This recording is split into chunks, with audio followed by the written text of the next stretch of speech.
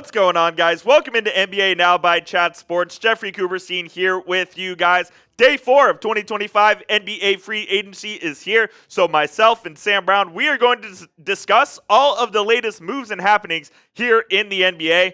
Hint, not a lot has happened here today on day 4. We are coming to you live here from our Chat Sports studios in Dallas, Texas, about a mile away from the American Airlines Center where the Dallas Mavericks play their home games. But I want to hear where you guys are watching from to kick off today's show. Shout out your city for me down in the comment section. I already see some real ones out there in the chat right now. And let's get it going, baby. Shout out your city and let me know where you guys are watching from. We've already got 45 people in the building. My man Ty, the Buckeye, watching from Ohio. Ohio.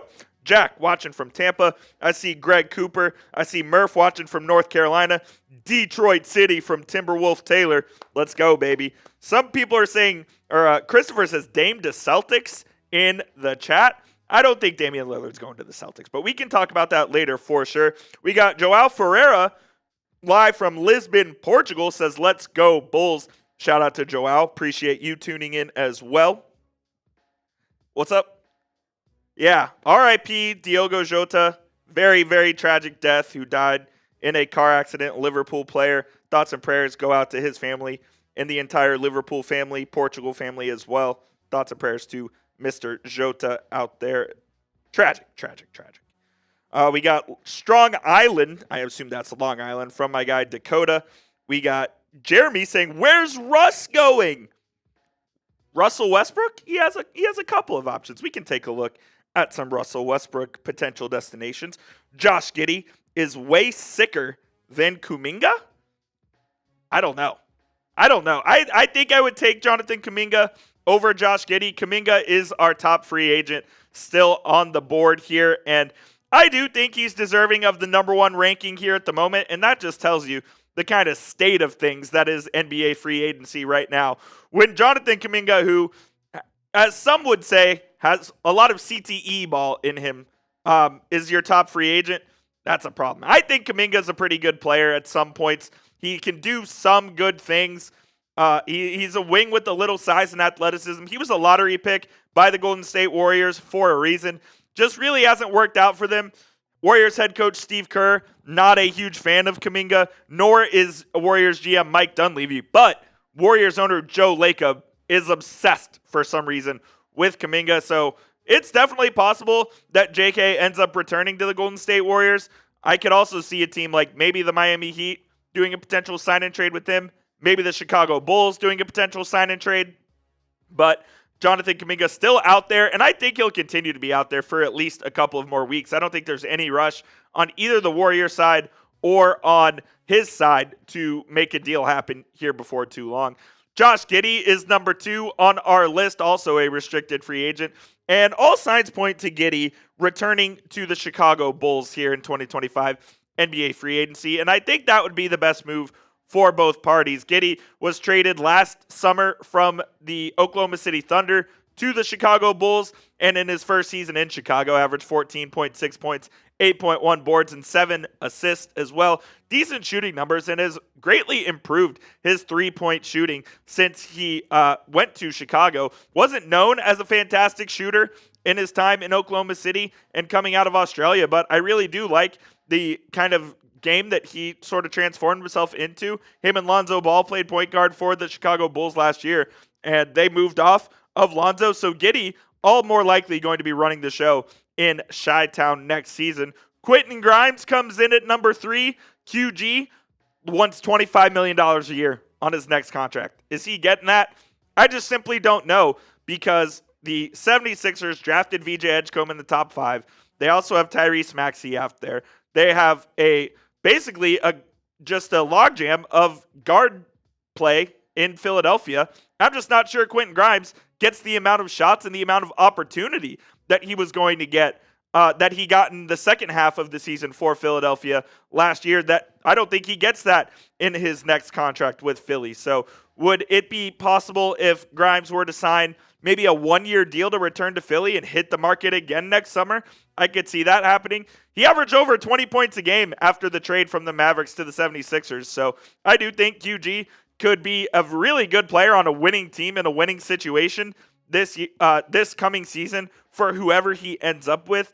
I also could just see him signing that qualifying offer, coming back to Philadelphia, and being an unrestricted free agent next season. I certainly think that's in the cards as well. A really good shooter, really solid defender is Quentin Grimes as well. He could help a winning team. And then we have Damian Lillard coming in here at number 4. The only question with Dame is is Damian Lillard going to play next season, number 1? And number 2, if he's not going to play next season, will someone sign him to a 2-year contract? Because if you just sign him to a 1 year and he's not going to play for you, what's the point? So he would be signing a 2-year contract if he were to sign this summer. There may be a couple of teams that would want to do that just to get ahead of it so they could have Dame healthy for next season, but he's never going to be himself again. He put up Hall of Fame numbers throughout his career. Last season, before the torn Achilles in 58 games, 25 points a night, 7 assists a night, still shooting a very good percentage from 3. Is Dame ever going to be that same guy again? I certainly don't think so. We've heard teams like the Los Angeles Lakers, Golden State Warriors, Miami Heat, even a return to the Portland Trailblazers has been reported as potential possibilities for Damian Lillard. And there was another report out there that said maybe he's going to sign sooner rather than later. So could we see a Damian Lillard 2-year, let's call it $20 million contract from somebody here in 2025 NBA free agency? I could see it happening. I think teams might want to jump the queue a little bit to try to get ahead of it. But if I were Damian Lillard, I would just not sign with the team, sit the entire 25-26 season and rehab at home in Portland, and then go figure out what his next destination will be from there. He's still going to get paid. He's owed $113 million over the next 5 years from the Milwaukee Bucks. So he could just sit at home, rehab, get healthy, and then pick a situation that's right for him. Because what happens if he signs with the team? Let's just use the Warriors, for example. And it's just the Warriors have a really bad season, and they decide to go in a different direction with their team-building philosophy next year. And then Dame is just kind of stuck there and really can't move off. So if I were him, just to keep his flexibility and his options open, I would sit out this season, not sign with the team, and just pick his team 12 months from now. That would be what I would do, but I'm not Damian Lillard, and I don't have $100+ million in the bank. I wish I did. Cam Thomas at number 5, the restricted free agent from the Brooklyn Nets, the scoring point guard, little undersized, but can score with the absolute best of them here in the league. I think Cam Thomas is going to end up returning to the Brooklyn Nets to form a scoring partnership with him and Michael Porter Jr. that may score 50 points a game combined between the two of them. They also might take about 50 shots combined between the two of them as well. So Cam Thomas, I believe, is going back to the Brooklyn Nets. We'll obviously see what happens there, but a guy who's averaged 24 points a game last season, the efficiency number is not fantastic, less than 44% from the field, less than 35% from 3, but it's the volume with Cam Thomas. It's the volume, and it's the, It's the aggressiveness, we'll say, for him to go to the basket. I don't think he's the most efficient or the most player conducive to winning in the world, but I do think he's pretty decent. And then we'll go a little quicker through the next, because these guys, I don't think we need to spend as much time on. Al Horford is a backup center now in the league, could return to the Celtics. I bet he stays on the East Coast. There were some rumors about the Lakers. I don't think that's happening.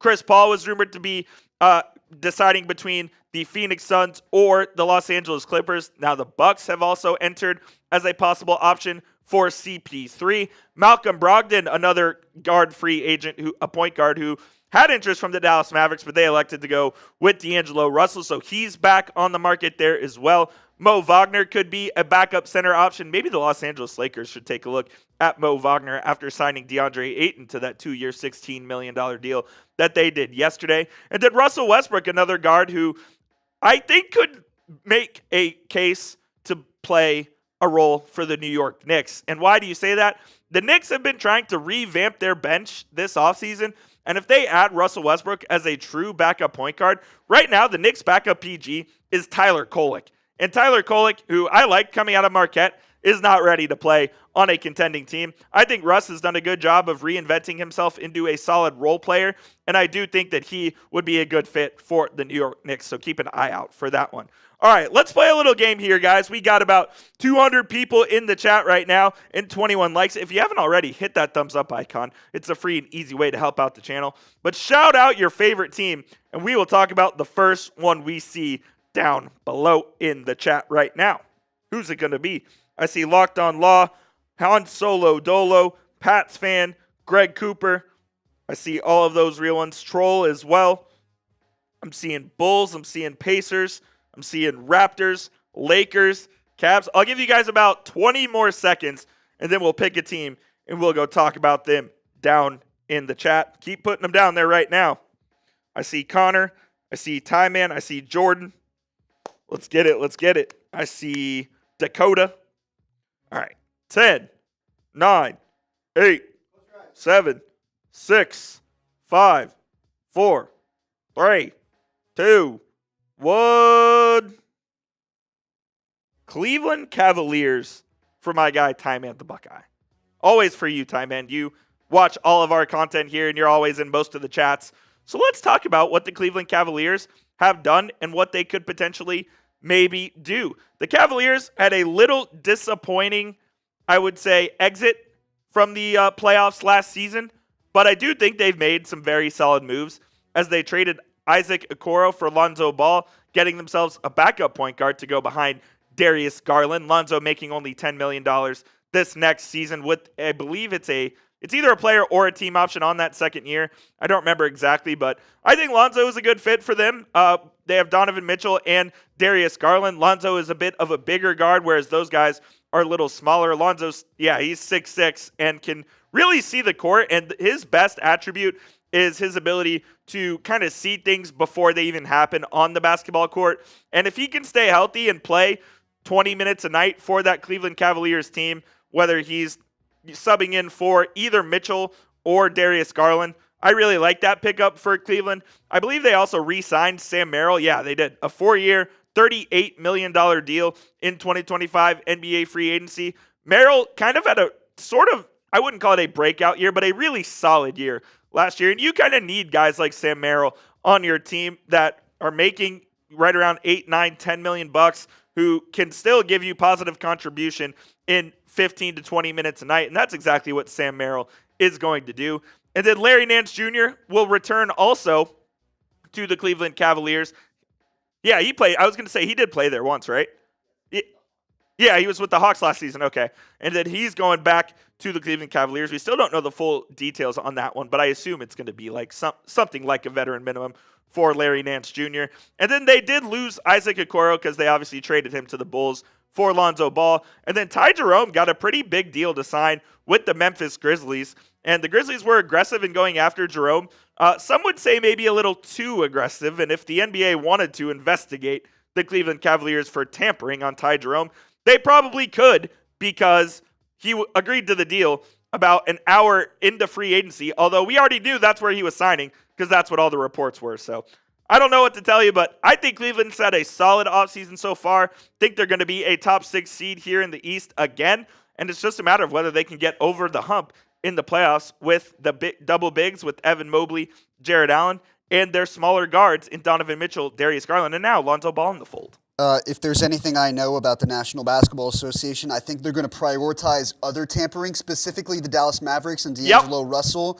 And then by that point, they're not going to have enough time to review all the other ones, so everybody else gets scot-free, get away with it. Mavs will be harshly punished. You're not wrong, as the Mavericks have been fined twice by the NBA for tanking, and they've been involved in some tampering scandals. Jalen Brunson got tampered with and got stolen from the Mavericks to the New York Knicks. To the point, but the Knicks got such a harsh penalty. Oh, they got their second-round picks taken away for 2 years. Give me a break. If we're actually going to punish tampering, how about we make them forfeit some games? They start the season 0-3.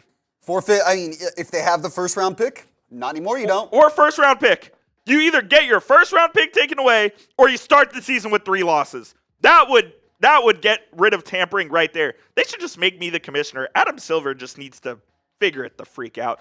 If you haven't already, by the way, hit that subscribe button. Our goal is to get to 413,000 subs. We're about 130 subs away from that right now. So please subscribe. We're doing daily content on the NFL, on the NBA, college football, and more right here at Chat Sports.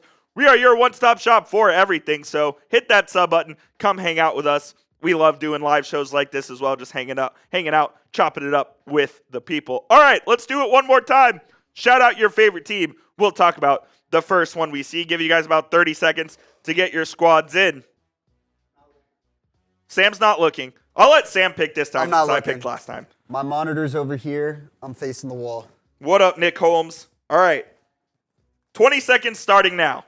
Get those in. I see Jordan. I see David. I see Tay. I can't see. I see Pats fan. J-Man. In 10, 9, 8, 7, 6, 5, 4, 3, 2, 1. Hornets. Oh, God. The Charlotte Hornets. Let's talk about them. Oh, boy.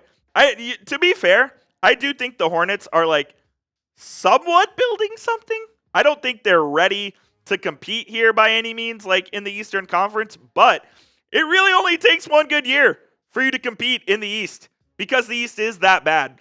Let's take a look at what the Hornets have done here in 2025 NBA free agency to this point. They did trade they traded for Colin Sexton in exchange for Yusuf Nurkic. Yeah, we'll talk about that one for a second here, and it's an interesting one because they kind of have their guard situation set already.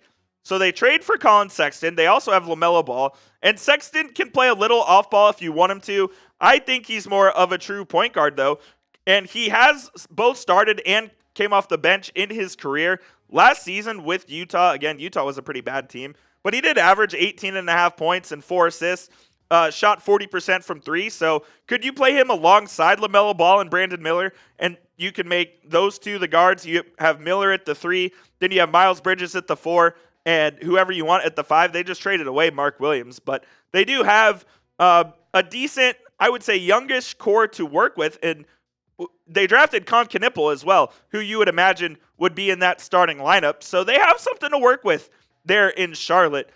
Colin Sexton, a very consistent scorer, as you can see on your screen right there. 16 points, 14, 18, and 18 the last 2 seasons. Has improved his three-point shooting as his career has gone on.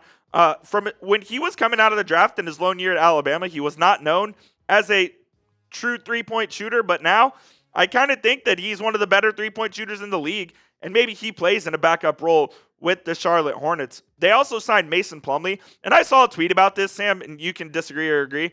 Mason Plumlee is like the most Charlotte Hornet that there's ever been. Another guy who's making his second stop at a certain team. We talked about Larry Nance Jr. earlier. Yeah. Mason Plumlee was also a former Charlotte Hornet before spending time with the Clippers, then the Phoenix Suns. Now he's back to Charlotte as I update the graphic there. He's not been a bad around. depth signing. Again, they seem to find those random backup centers that manage to just get random minutes for him. Mason Plumlee, Bismack Biyombo, Nick Richards. They find them. Where do they find these guys? I don't know, but they actually do a decent job at it as well. A quick trivia. Can you name the other 2 Plumlees? It's Miles and is it another M? Yep. Marshall. Yep. Marshall. Yeah. Miles and Marshall to complete the Plumlee trio. They also got Pat Connaughton for Vasily Micic, and they kind of gave the Bucks a nice deal there with Micic going to be probably the Bucks starting point guard for next season. Although Pat Connaughton's a really nice role player for the Hornets as well. Yeah, they got some picks out of it as well as they got a 20, 31, and 32 second-round pick. They could tamper for Jalen Brunson and just give those 2 second-round picks away. Maybe they could. I mean, that's all it costs if you want to tamper and go get your point guard of the future and turn him into a top 15, 20 player in the league. Nonetheless, though, I really do kind of like what the Charlotte Hornets are building. I got to be honest with you. Oh, they brought back Trey Mann? I didn't even see that. They brought back Trey Mann on a 3-year, $24 million deal. All right, so let's get this straight for a second. So you have LaMelo Ball, Colin Sexton, Trey Mann, and you signed Spencer Dinwiddie to probably a veteran minimum deal. And Dinwiddie had an okay season last year for the Mavericks. Where's all the... You only got 48 minutes in a game. So I don't know if all those guys are going to play. You imagine Trey Mann's going to be a starter for them as well. So you're going to start LaMelo Ball, probably Trey Mann. You're going to bring Colin Sexton off the bench, and then you'll have Pat Connaughton and Spencer Dinwiddie as other options. Maybe they're looking at Dinwiddie as a break glass in case of emergency kind of guy, but I don't know. I don't know how that signing makes sense. Maybe that was the only contract Dinwiddie even got at this point in time. Yeah, I mean, it seemed like the Mavs were probably done with them, especially after they decided to shift their focus back to pursuing Dante Exum. Him and D'Angelo Russell, I'm talking about Spencer Dinwiddie here, kind of the same archetype of player, so to speak, a guy who are going to try and hopefully get 12, 14 points a game, a few assists, manage the offense, limited minutes, don't let him do too much, because as soon as that happens, that's when it all goes to shit. Absolutely, and then their departures, they did trade Mark Williams for a second time, but this time the trade actually went through as he goes to the Phoenix Suns. They also sent Yusuf Nurkic to the Utah Jazz in exchange for Colin Sexton. So who's going to play center for those guys? I really don't know. And then Vasily Micic was traded to the Milwaukee Bucks in exchange for Pat Connaughton. So they made a few trades here this offseason, and I think they did kind of improve. Am I expecting them to be a top 6 team in the East? Not really. Do I think they could compete for a play-in? Absolutely, because if you win 35 games in the East, you're competing for the play-in spots there at the end of the season. So I do think it's possible, and we'll see if this Hornets team can take another step and maybe try to be something that resembles a basketball team next season, because they really haven't done that over the last few seasons or so. Again, hit that subscribe button if you haven't already. We would greatly appreciate it. Myself and Sam Brown, we've been working hard all week to give you guys the latest and greatest NBA content out there. Unlike the NBA, which has been half-assing their way through the Exactly. week. The NBA is half-assing it. We are not. We're still going to be here daily giving you guys latest coverage. If anyone makes a major move, you know where to talk about it. It's right here, youtube.com/chatsportstv. We've got you covered. Look, man, there's some pretty interesting rumors out there in the NBA right now that we're going to get to later in the show. We got the latest on LeBron James. There's some Andrew Wiggins buzz. Jonathan Kuminga, the top free agent available right now. There's some buzz surrounding him. So we're going to talk about it all. So that's why you hit that sub button. Jonas Valanciunas, who the Denver Nuggets traded for, right? Acquired for Dario Saric. Yes. Per basketnews.com, is nearing a move to Panathinaikos. Wow. Jonas Valanciunas probably going back overseas. Let me trace this back to the original source here. Donatas Urbonas, who's the VP of Media and Partnerships at basketnews.com, works out of Lithuania, where Valanciunas is from. Yeah, that's significant news. Let me talk about. Interesting. And I believe Panathinaikos lost in the EuroLeague Final Four this year. So they're a very respectable EuroLeague team. And they're maybe getting Jonas Valanciunas to add to their roster. I believe that's who Kendrick Nunn plays for, who is like... Yes, he just won EuroLeague MVP. Okay, that's what I thought. Yeah. Yeah, Fenerbahce won it. They beat Monaco, but I want to say that they were in it. But either way, they're a very good European team. They're probably giving him $5-6 million to play over there next year if he does end up joining it. So Jonas Valanciunas going to go back to Europe to probably end his career. Good for him. That's pretty cool. Here, I've got the social now that I'm going to pull up on screen. Yeah, let's take a look. Shout out to Donatas Urbonas with the report here. Love that. Like you said, this is a significant one considering the fact that Sacramento moved on from him, or more importantly, Denver acquired him, thinking that they've got their best backup big behind Jokic since Mason Plumlee. Well, so he's got to be. He's still under contract, yeah. I think so, but I think that hasn't stopped players before necessarily. No, I don't think it has either. Like, this is terrible that this is the first name that comes to mind, but I think of like Alex Abrinas. Wow. Yeah, I know. That's a crazy one. Spanish guy, but promptly left Oklahoma City in the middle of his contract and wound up going back to Spain for personal reasons. He's got, Jonas has 2 years left. I mean, Dennis Smith Jr. and Lonnie Walker flip-flop between Europe and America all of last season, pretty much. This is true. Yeah, they were in the EuroLeague Final Four last year, and they lost in it. Yeah, Valanciunas has 2 years and $20 million left on his deal. He had signed with Washington, if I remember correctly, last offseason. He did. Then gets traded mid-season to Sacramento. Now he's supposed to be in Denver. And like I mentioned, he's from Lithuania. So In my opinion, that gives a little more credibility to Domantas Urdonis, the VP of Media and Partnerships at Basket News, who works out of Vilnius, Lithuania. Yeah, usually those guys over there in Europe are pretty credible when it comes to these things. That would be I think that would be strange. Considering he's still pretty good, can absolutely still play in the NBA, and is owed $20 million over the next 2 seasons. So I'm sure they'll work some sort of buyout out, I guess, with the Denver Nuggets, and Valanciunas will be on his way to Europe. 10.4 points last year, almost 8 rebounds, is still good from the field, and I think he's turned himself also into a decent 3-point shooter. Not that he takes very many of them.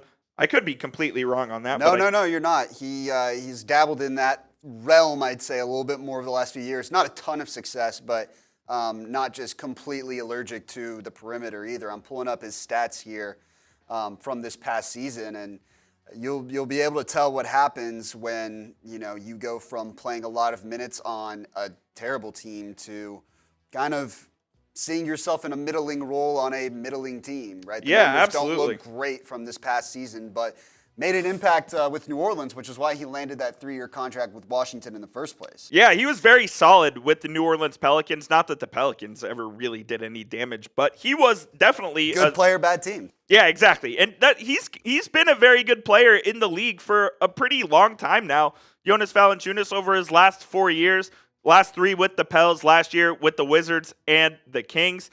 Look, guy almost averages double-double every year. 17 and 11 in 21-22, 14 and 10, 12 and 9, and then last year at 10 and 8. So it has gone down a little bit. He's also very healthy for the most part. Look at that, 74, 79, 82, and 81 games played. So he's very reliable. Maybe it's just a situation where he just wants to go back to Europe and enjoy life over there in Greece in one of the best teams. And by the way, if you haven't ever watched those games before, those fans in Greece are absolutely insane. The Panathinaikos fans, they put NBA fans to shame when you're watching those games. It is crazy. So looks like he's going to head over there after they just acquired him for Dario Saric.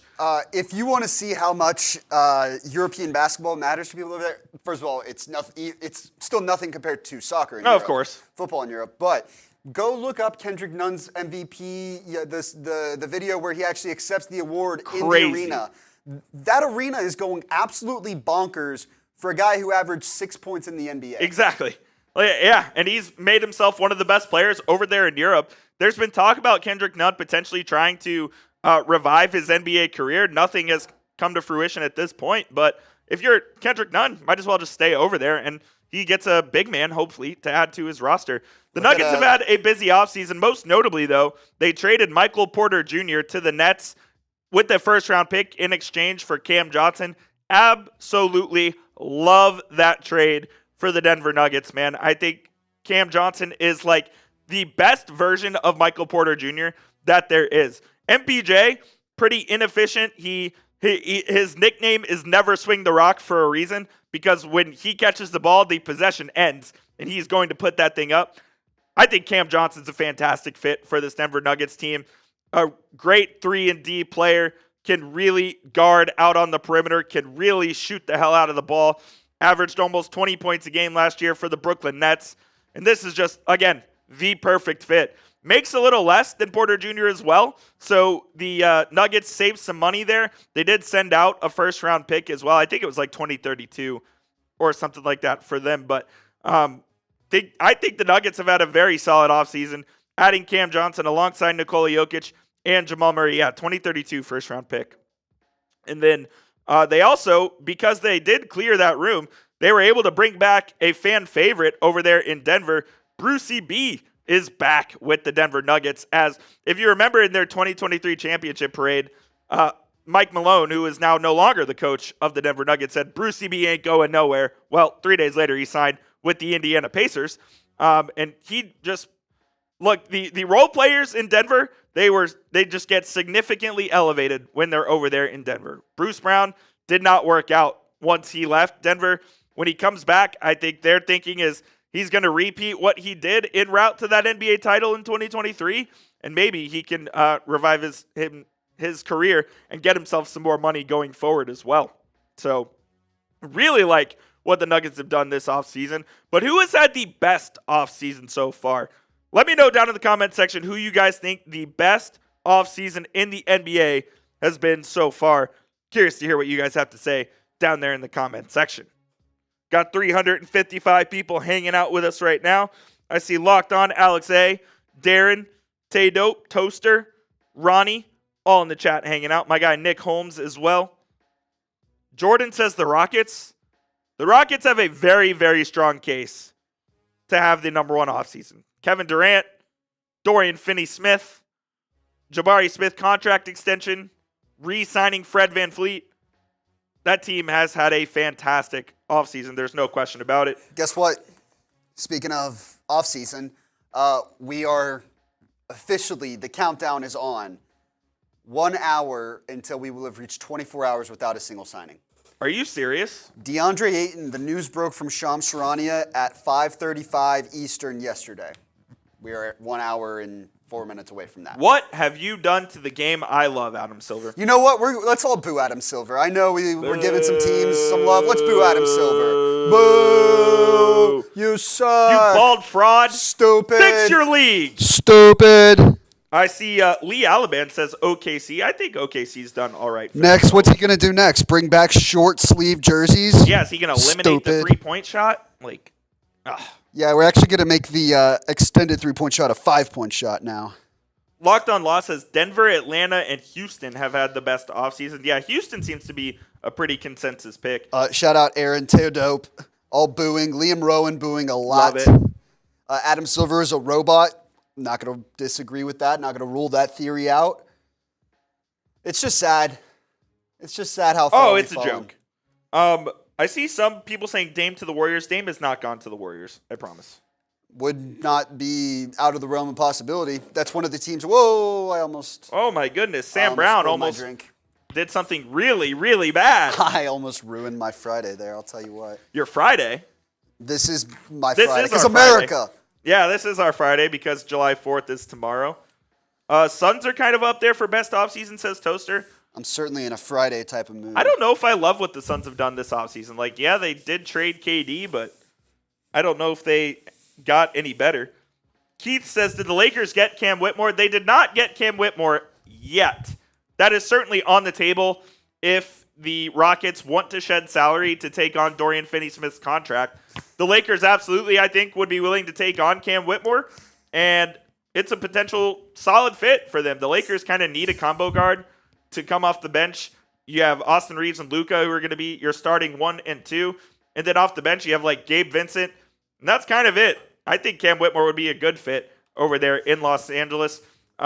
He averaged 9.4 points last year as well. His minutes per game did go down from his rookie year to his second year from 18 to about 16. And he just kind of no longer fits this Houston Rockets rotation. That is an absolutely loaded roster through no fault of his own. He slipped a little bit in his draft class because he had some injury issues going in. And he really has failed to establish himself as a bona fide starter or even rotation player for that Rockets team. And maybe the Rockets' loss would be the Lakers' gain because I certainly could see the Lakers using a guy like Cam Whitmore in a positive manner because their bench just, frankly, doesn't have enough scoring. And if they could use Cam in that role as a sixth man potentially, I would really like that signing for the Los Angeles Lakers if they were able to swing that sign and trade. There was also talk that they would loop the Dorian Finney-Smith deal in with the Kevin Durant deal as well to make it like a huge sign and trade, and it could be as much as 7 or 8 teams involved in that.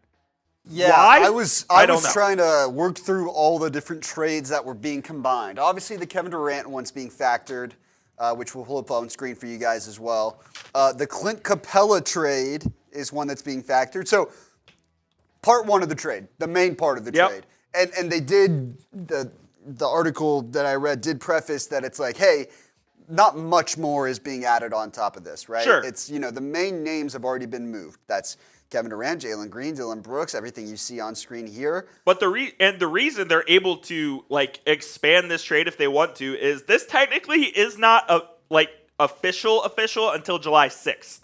Yeah. So they're able to expand this trade to, frankly, however many teams they want. But yeah, this is the bulk of it, where the Rockets get KD and the Suns receive Jalen Green, Dylan Brooks, a first rounder, and 5 second-round picks.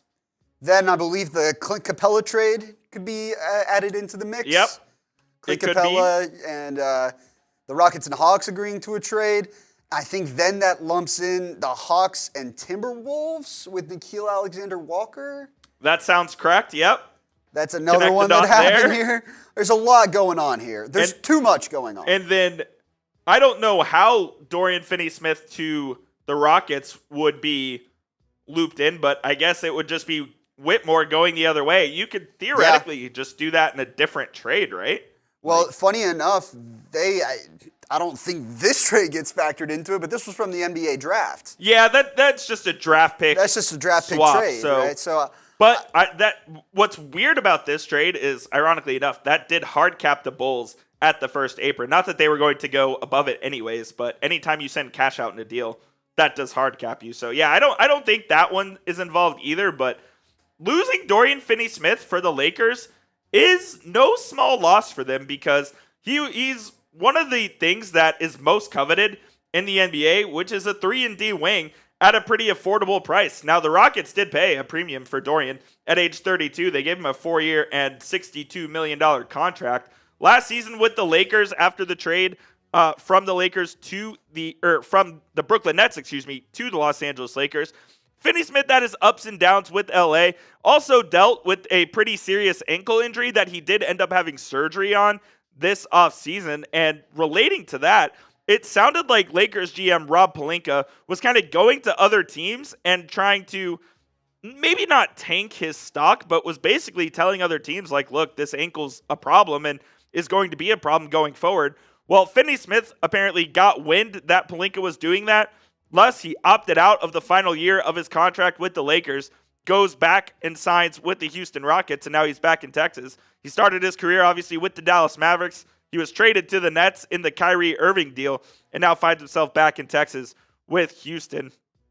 Like I said, a very consistent three-point shooter, very consistent defender as well. He can play a bunch of heavy minutes if you need him to. Like in that conference finals run for the Mavericks in 21-22, you had Dorian Finney-Smith and Reggie Bullock, of all people. They were playing 45 minutes a night in that run. I'm not saying he needs to do that, but you can rely on Dorian to play 30 minutes a night if you need him to. He has started and came off the bench in his career, and he gets a 4-year, $53 million. I don't know why I thought it was 63. $53 million deal with the Houston Rockets. And I believe this is like the full mid-level exception, right? I assume that's what that is. Yeah. So 4 for 53 for Dorian. Love the deal for him, especially at age 32, getting 4 years and fully guaranteed deal. So great for Dorian Finney-Smith there. Let's take a look at some of the signings that have happened, as we have had quite literally 0 signings in the last 23 hours or so. Unbelievable.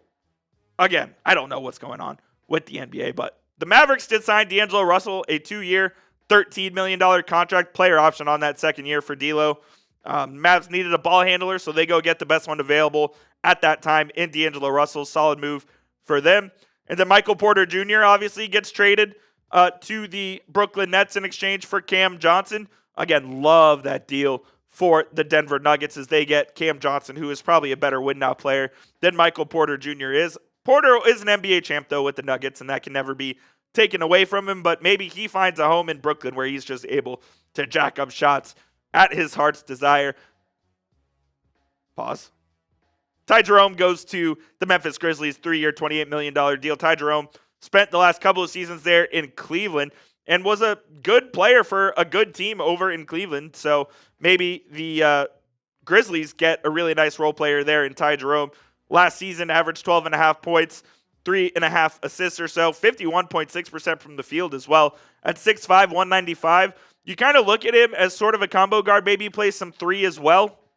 But I've always liked Ty Jerome dating back to his time with the Virginia Cavaliers in college, and think that's a really solid pickup for the Memphis Grizzlies. Then we'll go to this list here, Sam, because there are a couple of deals on this one that kind of just make no sense to me. The Bruce Brown deal I really like, as they were able to go get him. Why is 3-time NBA champion Kevon Looney going to the New Orleans Pelicans when they already have Yves Missi, who had a very good rookie season there for the New Orleans Pelicans as well? Looney, after 9 years and 3 NBA titles with the Golden State Warriors, heads over to New Orleans. I really don't get that deal. I know they gave him 2 years, $16 million, but it just makes no sense to me. And then, and then you think about what they did in the draft, right? Drafting Derek Queen. That was another aspect. Like, their front court is so logjammed. They have to believe that Derek Queen is maybe not. I would hope they believe that Derek Queen is maybe not like a play now, give heavy minutes to prospect, and you rely on Looney as kind of that primary backup behind Zion, behind Messi. I mean, that's all they have at center, right? I'm not. Yeah. I feel like I'm missing something spectacular. So Looney gets an $8 million a season deal to presumably be like their third center, unless they think Derek Queen's going to play the 4 behind Zion. And maybe they do. And that could be a factor as well. Because when you look at this next signing of Luke Kornet to the San Antonio Spurs. This one was crazy too. What's up? This one was crazy too. Yeah, on a 4-year, $41 million contract. I think all teams, especially in the Western Conference, are trying to stack up on bigs. You just look at what the Oklahoma City Thunder won the title with. Isaiah Hartenstein and Chet Holmgren there in the front court. You also had the Mavericks have Anthony Davis and Derek Lively and Daniel Gafford. And then you go with Luke Kornet to the San Antonio Spurs. They now have a double big lineup they could run with Luke Kornet and Victor Wembanyama. The Houston Rockets also have an embarrassment of riches at bigs now, with Clint Capella signing that 3-year, $21.5. Talk about this one. Yeah, 3 years and $21.5 million for Clint Capella. By the way, they also have Alperen Şengün and Steven Adams, so they have an embarrassment of riches at big. I think you're going to have to play Şengün at the 4 at some points in order to kind of keep everyone happy here. And good for Capella returning to the Rockets where he began his career, and he gets $7+ million a season to probably play about $15 million or 15 minutes per night. So I think every team in the West is really just trying to stack bigs. They're trying to combat size, and it is a copycat league. OKC wins the NBA title with the double big lineup in Isaiah Hartenstein and Chet Holmgren. They also have the likes of Jalen Williams and other bigs on that roster as well. So every team is just trying to get big and have size. I mean, you could just take my Dallas Mavericks, for example. They're going to play Cooper Flagg at the 2 this year. And they're going to go with ultra big lineups with Cooper Flagg, PJ Washington, Anthony Davis, and either Derek Lively or Daniel Gafford. Everyone's trying to get centers, man. The big man is making a return in the NBA. Small ball kind of going away. Big man ball certainly coming back. So I definitely think that it's an interesting trend that we are kind of regressing back to people wanting to play with multiple 7-footers and wanting to just kind of bully people now. And that's where we're at here in the NBA with teams like Victor Wembanyama. They're playing him at the 4. The Mavs are going to play the 4, or Anthony Davis at the 4 as well. So that you're no longer going to have your one big lineups here. I think a lot of teams are going to want to run 2 big lineups, and that's what we're going to see here, especially a lot in next season. Karis LeVert, he goes to the Detroit Pistons on a 2-year, $29 million deal. This Brook Lopez one was interesting, too, because there were a lot of rumors that the Los Angeles Lakers were going to be very interested in Brook Lopez to be their starting center. Instead, Lopez goes to the rival Los Angeles Clippers, the Inglewood Clippers, as we like to call them, because they are out there in Inglewood. He's going to be the backup center to Ivica Zubac, who had a great season last year for the LA Clippers. So, look, Lopez is still a solid player, man. 13-5 last year. Still can stretch the floor a lot and shoot very well from 3. Blocks a lot of shots still. He's 37 years old, and he gets a 2-year, $18 million deal. So he's still a valuable commodity, especially to the Clippers, who are maybe going to want to play a little bigger as well. And I think the Clippers could be a very solid team in the Western Conference next season if a healthy Kawhi Leonard can continue to stay healthy and play well. Luka Garza goes to the Boston Celtics, a 2-year, $5.5 million deal. It's possible that the Celtics are just punting on the season and they make Luka Garza the starting center. I liked Garza coming out of Iowa. He's one of the better college basketball players that we've seen over the last few years. Not really an NBA style of player. Spent the first part of his career with the Minnesota Timberwolves. And maybe Brad Stevens can work his magic and Joe Mazzulla can work his magic and they can turn Luka Garza into a rotational NBA big. And then Nick Alexander-Walker, the cousin of Shai Gilgeous-Alexander, he signs a 4-year, $62 million deal to go to the Atlanta Hawks. I think that's a big pickup, and I do love what Atlanta's doing as well. Just surround Trae Young with shooters, and more shooters.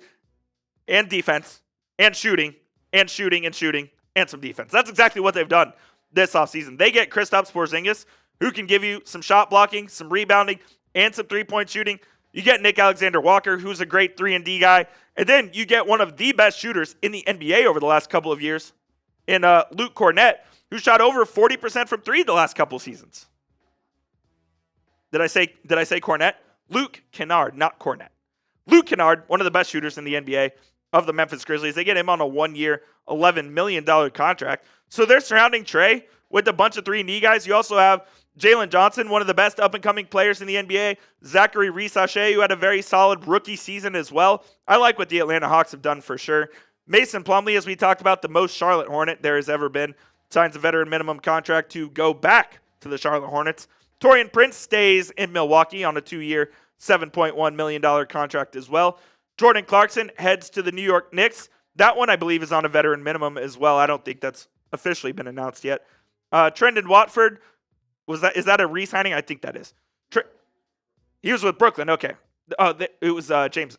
Was it Edwards?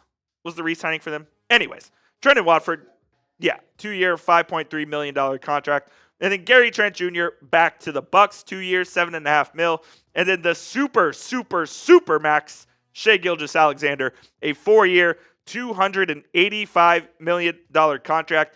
I believe that is $72.75 million per season, Mr. Brown. I think that's right. Wrong? I was close. I was off by $1 million. I know I did it in my calculator the other day. That's a lot of money. That is a lot of money. I don't care who you are. If you want a little fit text the box there, Brown. Come on. 4 years, $285. Look, he's the NBA champ. MVP, finals MVP, says it all. It's just a crazy amount of money to give one individual. And maybe he's worth it. I know it's all based on the cap. The cap keeps going up and up and up, so these contracts keep going up and up and up. But, man, $71.25 million a season for Shai Gilgeous-Alexander. Let me ask you this. Is Shai Gilgeous-Alexander worth $30 million a season more than Kyrie Irving? I don't think so. But that's what he's getting. Depends how much you value $30 million. I mean, that I value $30 million quite a bit. I'm thinking about it over here. Like I honestly I know it's just a lot of money. It's gonna be very interesting to see how Oklahoma City navigates some of the salary gymnastics they're gonna face, because Jalen Williams is gonna get paid, Chet Holmgren is gonna get paid. I think eventually Cason Wallace is gonna get a bag. Yep. He's a monster on the defensive end. You see guys like Hartenstein, Caruso, who are all kind of in the wings as well. Lou Dort is going to be bound for a new extension here coming up. This team, if they can manage to keep them around like they have been and continue to build, or they find a way to adequately replace the players that do leave with the fucking bazillion picks they have at their disposal, the Brinks truck of draft picks. Absolutely. It's going to be scary to watch if they're able to do that. Shout out to Danny Lewis. Shout out Locked On Law. My man Mike Dibble in the chat. Evan Hinders as well. Ty Man the Buckeye. Darren all hanging out with us here on a Thursday. This in from Mark Stein as well regarding Jonas Valanciunas is that he is trying to seek a buyout from the Nuggets to join Panathinaikos.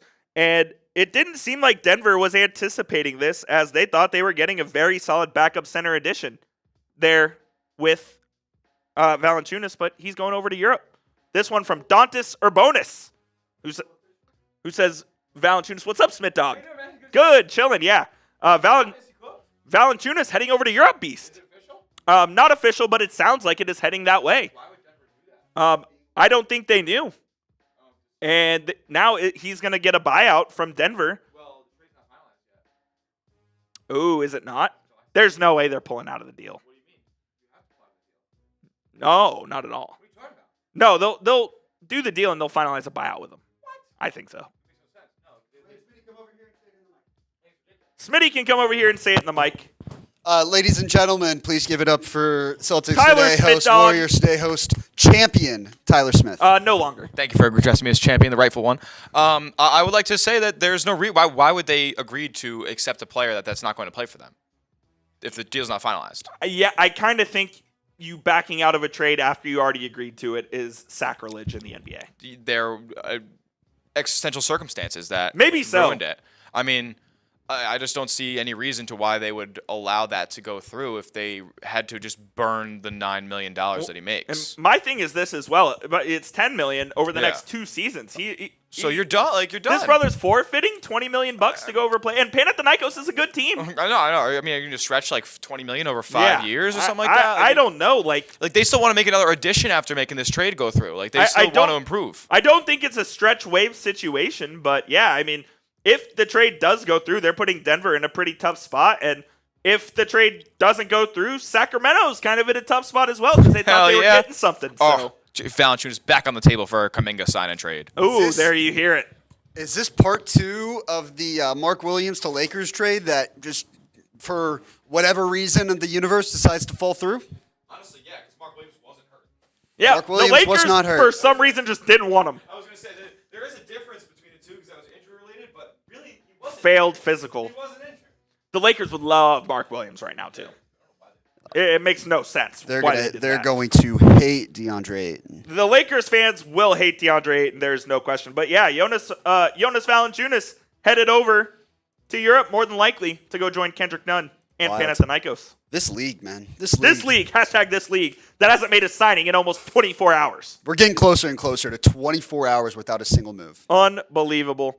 You also had the Myles Turner deal, which resulted in Damian Lillard getting stretch waived, the biggest stretch wave in NBA history, $113 million over the next 5 seasons. I think this is a great deal for the Milwaukee Bucks getting Myles Turner, who was all but almost assuredly going to stay with the Indiana Pacers, but it sounds like the Pacers did not want to exceed a 3-year, $60 million offer that they were going to give to Turner. The Bucks clearly did exceed that. Thus, he is heading up to Milwaukee to give them their starting center of the future and form, again, what we talked about earlier, a double big lineup between him and Giannis. Now, Giannis isn't your traditional big, and he is an absolute unicorn and is special in every which way possible. But getting Myles Turner, who just spent a long season heading to the 2025 NBA Finals with the Indiana Pacers, still blocks almost 2 shots a night, shoots pretty well from 3, is a little limited on the offensive end and in rebounding. For a guy who's 7 foot and 250 pounds like Myles Turner is, doesn't rebound well enough for me. I would like to see him get at least 10 rebounds a game, but he's not really doing that because he's kind of just stays out on the perimeter most of the time as kind of an unconventional type of center. So that's an interesting addition, certainly, for the Bucks. I know the Bucks weren't too thrilled with how the Damian Lillard situation was handled. Specifically, Giannis was not. Other people around the Bucks were not thrilled with how the situation was handled. But at the end of the day, they did fill a significant need in Myles Turner. They get off of that Damian Lillard, well, not get off of the Damian Lillard contract, but they stretch waive him to create room to be able to sign Myles Turner. They knew Dame wasn't going to play the rest of this season, so they decided to move on from him and forego the final 2 years of his contract, and they're just going to pay it over the next 5.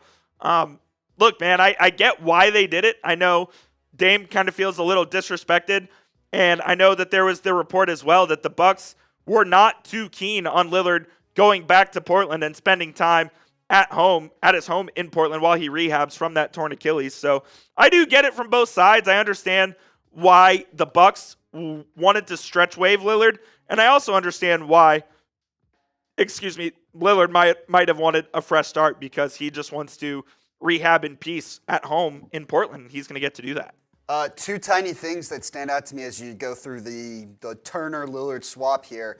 Things that are underrated, I think, about this deal. Myles Turner, a little bit of that floor spacing that you wanted from Brook Lopez. Now, granted, what is the drop-off or the increase in quality of player relative to the price tag? I think that's the big holding back, right? Because Brook Lopez, $8 million a year. Myles Turner, almost 28. Yeah. 27. That's a very good point. And when you kind of look at like their styles of play, they're both pretty similar, I would say. Like they're both good 3-point shooters. They're both good shot blockers.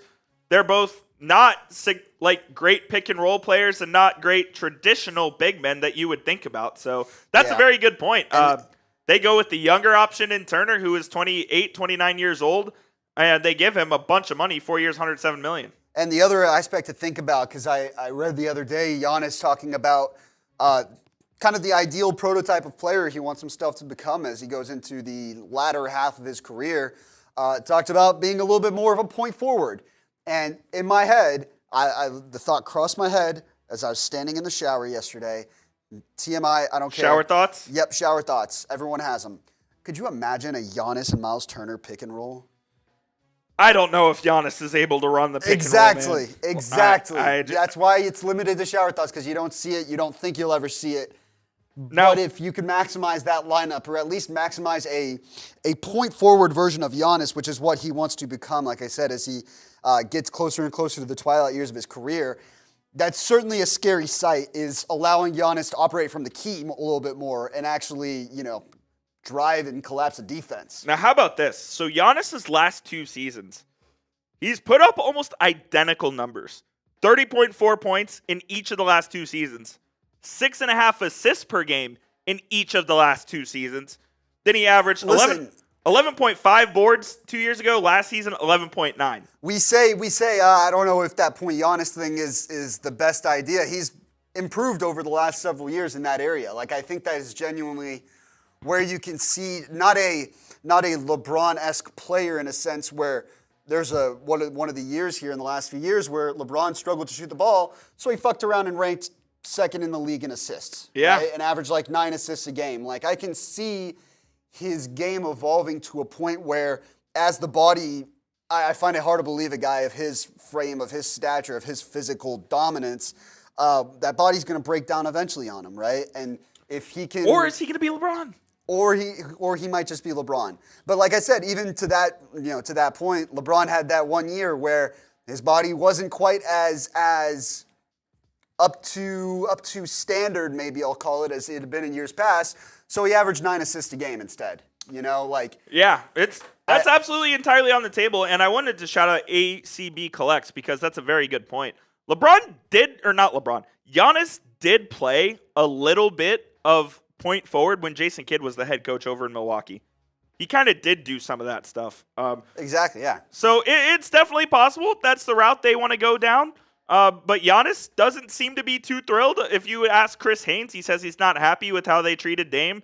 And the Giannis trade rumors have kind of heated up a little bit. Do you think Giannis is going to stay with the Milwaukee Bucks? Let me know down in the comments. Type Y for yes or type N for no. Let me know down there in the comments what you guys think. Shout out to the 420 people rocking and rolling with us here on a Thursday. Haha. Wait, what does that mean? What does that mean? I thought you were just telling us what time of day it was. I don't get it. No, it's only 3:58. It's not. I don't get it. I don't get it. Roland Israel says I didn't laugh at anything. Roland Israel says he's going to stay with the Bucks. Jordan $20 says no. Franklin says no. Yisrael says no as well. So a few no's. I think Giannis at least this next season stays with the Bucks. After that, I think all things could be on the table. Sweet J and Joey saying yes. Shout out to Joey DeLuca, by the way. I saw you in the chat earlier. Appreciate you for tuning in. Oh, what's up, Joey? Joey DeLuca's a real one. New York Knicks now. I'll say it. Joey Tona's a real one, too. Oh, absolutely. Everyone, if you are one of the 427 in the chat, you are a real one. There's no question. And you definitely care about basketball because there are a lot of people who have already moved on to the holiday weekend. Not us. And if you care about basketball and you're not subscribed yet, what are you doing? Go hit that subscribe button and help us out at youtube.com/chatsportstv. Covering all of the latest NBA news and rumors. There has not been a signing in almost 24 hours here in the NBA. We're still live chopping it up with the people because we do it better than anybody else. It's been 23 hours and 24 minutes. So 36 minutes away until a full day is gone without one NBA transaction. This is like the sign at the factory where it's been blank hours since our last accident. You know, we're 23. just counting. Except it's a bad thing. Like, we want it stripped down to 0 more often. Okay. I'll tell you what. If we can get 25 more subscribers, right, get to 412,900, 100 away from our next big milestone, we'll break open the bottle of tequila. I'm gonna get the holiday started early. Shot of tequila if we get 25 subscribers, at least by the end of the live show, but certainly in the next few minutes. Let's do it. I'm absolutely in on that. Israel says, do you think the Warriors can trade for Giannis? The short is no. Like, theoretically, could they? Yes. I just don't see that happening. I think Golden State is in a situation where they are trying to maximize Curry's final years. And would Giannis do that? Absolutely. But are the Warriors going to trade a Draymond Green? Are the Warriors going to trade whatever other big salaries they have outside of Steph to try to go get themselves Giannis? I just don't see that happening, man. Like, Giannis is almost untradeable at this point unless you are like the Oklahoma City Thunder or the Houston Rockets or the Atlanta Hawks, who have boatloads of picks and boatloads of young players. Like, those are the only teams that are really feasible that can trade for Giannis. I don't see a team like the Golden State Warriors or the Los Angeles Lakers or even the New York Knicks or the Dallas Mavericks or any of those teams that have the older aging superstars and not a ton of draft capital, which is kind of what Golden State is right now. I don't see a Giannis trade to Golden State coming to fruition. I do not see that. Now, I wish I had saved the graphic in our master sheet, so I'm trying to go back and find the list, but wanted to bring up the 5 teams. We can talk about them that we talked about the other day in our Giannis Antetokounmpo trade video. If you haven't seen it, go check it out on the channel. That's why you subscribe, because we talk about the NBA every day. But top 5, if I remember correctly, let me make sure I've got the correct list up. We had the Atlanta Hawks on that list. Yep. We had the New York Knicks on that list, the San Antonio Spurs, the Houston Rockets, and the Detroit Pistons. And I'll make that graphic on the spot again so you guys can see it. Imagine a Giannis and Cade duo over in Detroit. That would be fun to watch. Imagine Giannis alongside Victor Wembanyama. That would be special as well. Like, there are a few teams where it is feasible for them to trade for. I do think there's been a lot of speculation about Giannis and the Knicks this offseason. And if they wanted to trade Mikal Bridges, OG Anunoby, all of their available picks, maybe the Knicks could get it done. I just think a team with younger up-and-coming players and more draft assets is more likely. The Spurs would be absolutely nuts. Shout out to Sam for getting this on the fly. Like, the Hawks, what they're building right now, if they could add Giannis to that, I think they're instant title contenders, to be honest. Would the Knicks trade Karl Anthony Towns for Giannis? I do think they would. And you pair him up with JB, that could be a duo to win a title. You throw him into San Antonio with Victor Wembanyama, that would be a very formidable team in the Western Conference. I don't know how Houston could do this. It'd be Jabari Smith and maybe Alperen Şengün and a couple of other, like Reed Shepherd and all of their available picks. I think you're essentially tanking on the team that you plan to build around Kevin Durant. Yeah, exactly. They traded for Durant to try to go win a title this season. And Giannis, while Giannis is still absolutely great, don't get me wrong, that would just kind of foil all of the plans they had for this offseason. So could Houston theoretically have the ammo to do it? They absolutely do. Would it be good for them to do it? Not so sure. Detroit interests me a lot. I'm not going to lie. You could send over Jalen Duren. You could send over a bunch of different contracts to match up to Giannis. And if you pair Giannis up with Cade Cunningham, who I think is one of the best, most underrated players in this league right now, that would be absolutely unbelievable if they could do that. Let me look at the Pistons roster and see what kind of young pieces they have there. I know they have a bunch. I'm just kind of blanking right now. Jaden Ivey as well. Asar Thompson. Yeah, send them over. Isaiah Stewart. Ron Holland. Ron Holland, who didn't show a ton in his first year, but has, I guess, potential. Maybe if he went to Texas, he would have shown a little more potential. Yeah. No, I think it would have tanked his stock, actually. The Pistons in free agency so far signed B-Ball Paul. If you saw Shams Charania's tweet, that was an absolute joke. But he called him a.k.a. B-Ball Paul. 2 years, $11 million deal to go to the Pistons. They also got Karis LeVert on a 2-year, $29 million deal. And then Duncan Robinson, they gave $16 million a season to. That one, that's a lot of money for Duncan Robinson. And they sent Simone Fontecchio the other way to Miami, who is a solid player as well. Look, Duncan Robinson has just not been very good over the past few years. And our Miami Heat host here at the channel, or here at the company, Nick Roloff, absolutely hated Duncan Robinson and was thrilled to get Simone Fontecchio back in return. Robinson, known as a sniper, had a really bad year in 22-23, but his numbers are actually better than I thought they would be on screen. I guess he's just getting overpaid for what he does. because literally all he does is catch and shoot. Does not do much else whatsoever. 39.3% on 6.5 attempts last year in 74 games. That's honestly way better than I thought Duncan Robinson was. Is that worth 3 years and $48 million though? Not sure, because I think you can find that kind of shooting for much cheaper. So I don't know about that one, but D-Rob heads to Detroit. They did lose Dennis Schroeder, who signed a 3-year, $45 million deal with the Sacramento Kings. And then what's up? Yeah, that is a wild one. I thought the same thing. And then Tim Hardaway Jr. also signed with the Denver Nuggets, probably on somewhere around a veteran minimum, maybe that taxpayer mid-level exception for THJ, who had a pretty solid season for the Detroit Pistons, helping them to get to the playoffs after. Yeah, and I was happy, by the way, to see him rebound well after that scary head injury he had earlier in that season. Oh, I forgot about that. Yeah. And you had thought he would have, that could have been one to take him out for longer than expected. He was back within a few weeks, so shout out to Timmy. By the way, real quick, Jake Fisher, I was going to say Jake Fisher of blank affiliation. I think it's just of Mark Stein Industries. Yeah, it's Mark Stein. It's basically Mark Stein's Oh, mouthpiece. I just saw that too. That NBA record 7-team trade has been agreed to in principle. So I think still needs to be filed in with the league and all that good stuff. But the trade that originally started as just one guy being sent to one team for a few players and a few picks is now going to be a 7-team trade. And Mark Stein also had this note as well regarding that Jonas Valanciunas trade. He said, the agreed-to trade between Denver and Sacramento to swap Dario Saric for Jonas Valanciunas cannot be made official until Sunday, which we already knew.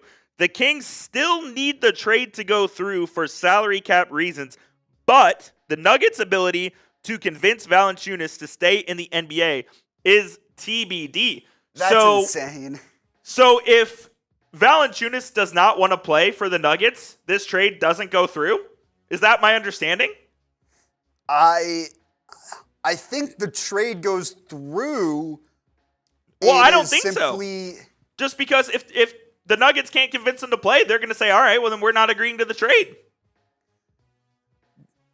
But it is agreed to. Verbally, though. That's the detail right there. This is not being sent to the NBA office in Secaucus quite yet, folks. Hold your horses on that one. You can't. But is this a part? You can't say cock on YouTube. What's up? You can't say cock on YouTube. But is this part of the deal, of the 7-team deal, though? That's another interesting layer if true. I don't believe so. But it wouldn't be the first time I've been wrong. Yeah. I don't think it is either.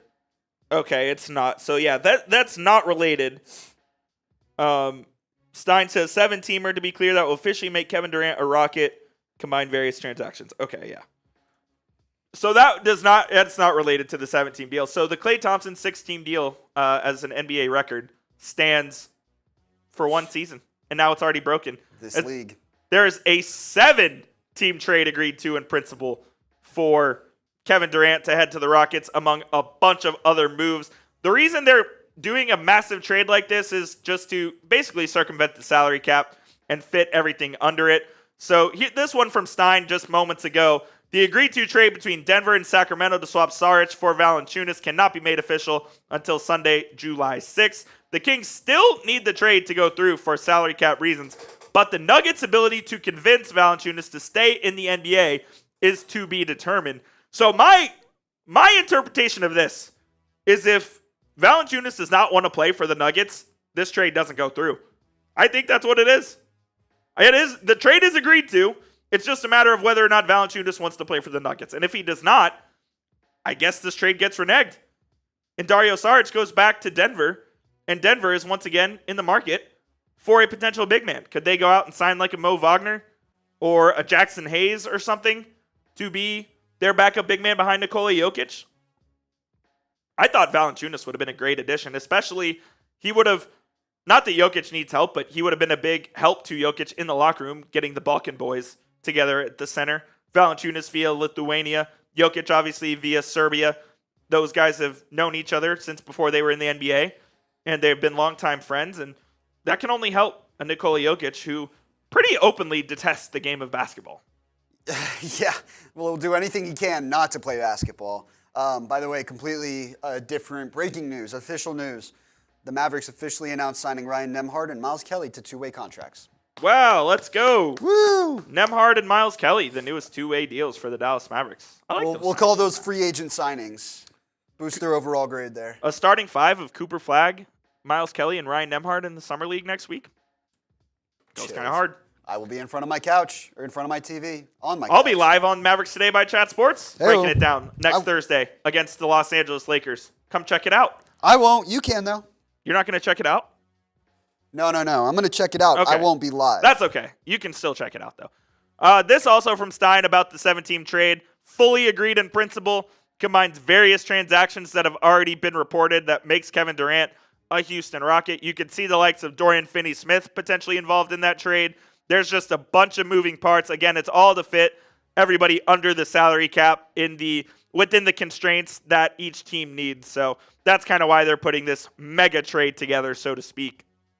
So that trade will be done and finalized on Sunday, it looks like, when July 6th and the new league year officially opens. Yep, we talked about that Dennis Schroeder 3-year, $45 million contract already. Jericho Sims returns to the Milwaukee Bucks on a 2-year deal. The Toronto Raptors make a duo of big man signings. They get Sandro Mamukalishvili on a 2-year, $5.5 million contract. Sandro had a 34-point game last season. Jakob Poeltl, this was a deal I didn't get. A 4-year, $104 million contract for Jakob Poeltl. I like him. I don't love him. The Raptors have had a weird relationship with Poeltl. They traded him away, and then they traded 2 first-round picks to go get him back. Was it a year and a half ago? Yeah, about a year and a half ago. He's still a good player, 14.5 points, 9.6 boards, a very good traditional big man. Not going to do a lot athletically for you, but he can put his back to the basket. He can operate there. He can clog up the paint on the defensive end. He's a very good rebounder as well. $25 million a season for Toronto, though. That seems like a steep price. Maybe they're just trying to get to the salary cap floor. Then a couple of minor signings as well. You have Josh Minot, whatever his name is, going to the Celtics, 2-year, $5 million deal. I thought it was Mentos. He played in Minnesota last year. Tim Hardaway, we talked about, probably a minimum to the Nuggets. Drew Eubanks, he was bought out, and he goes to the Sacramento Kings. And then Larry Nance Jr. returning to the Cleveland Cavaliers. Duncan Robinson, $16 million a season to go to the Detroit Pistons in a sign-and-trade that sent Simone Fontecchio to the Heat. Trey Mann re-signs with the Charlotte Hornets, 3 years, $24 million.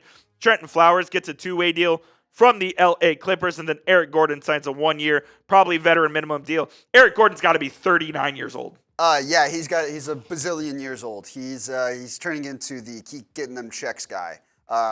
Eric Gordon, age 36. I was close. Yeah. He has been in the league since 2008. I was going to say it's been a long time since Eric Gordon played for the Indiana Hoosiers. You ready for this? Ready. These are all the moves that have happened since the start of Wednesday morning. This is it. These 4. Spencer Dinwiddie. The last day and a half. These are the only 4 things that have happened in the NBA. Spencer Dinwiddie left the Dallas Mavericks to join the Charlotte Hornets on a 1-year minimum. Dante Exum re-signs with the Mavericks for his 3rd season in Dallas on a veteran minimum. DeAndre Ayton heads to the Los Angeles Lakers, a 2-year, $16.5 million contract. That's part of the mid-level, so the Lakers used the mid-level exception on DeAndre Ayton and Jake LaRavia, and then Jock Landale was bought out by the Houston Rockets. He will make $8 million. He was bought out, right? Or waived? He was waived, not bought out. He will make $8 million in 2025-26. And that's all the moves that have happened. We've had 0 signings today here in the NBA. Absolutely unbelievable. Who is the best player available in 2025 NBA free agency right now? Do you think it's Jonathan Kuminga? Cool. Is it Jonathan Kuminga? Is it Josh Giddey? Is it Chris Paul? Let me know what you guys think down in the comment section. I'll be giving some shout-outs down there. Mr. Mayhem, Roland Israel, VL Podcast. You think the Warriors get Big Al? I can see that. Yes, regarding LeBron, Mr. Mayhem, Mavs would only be interested if LeBron was bought out of his contract, not via trade. Jeff Peters says Dame. Roland says Giddey. My guy, Rashard Lee, Josh Giddey. Jordan says Dame. Dame is good, but also, he's not going to play next season.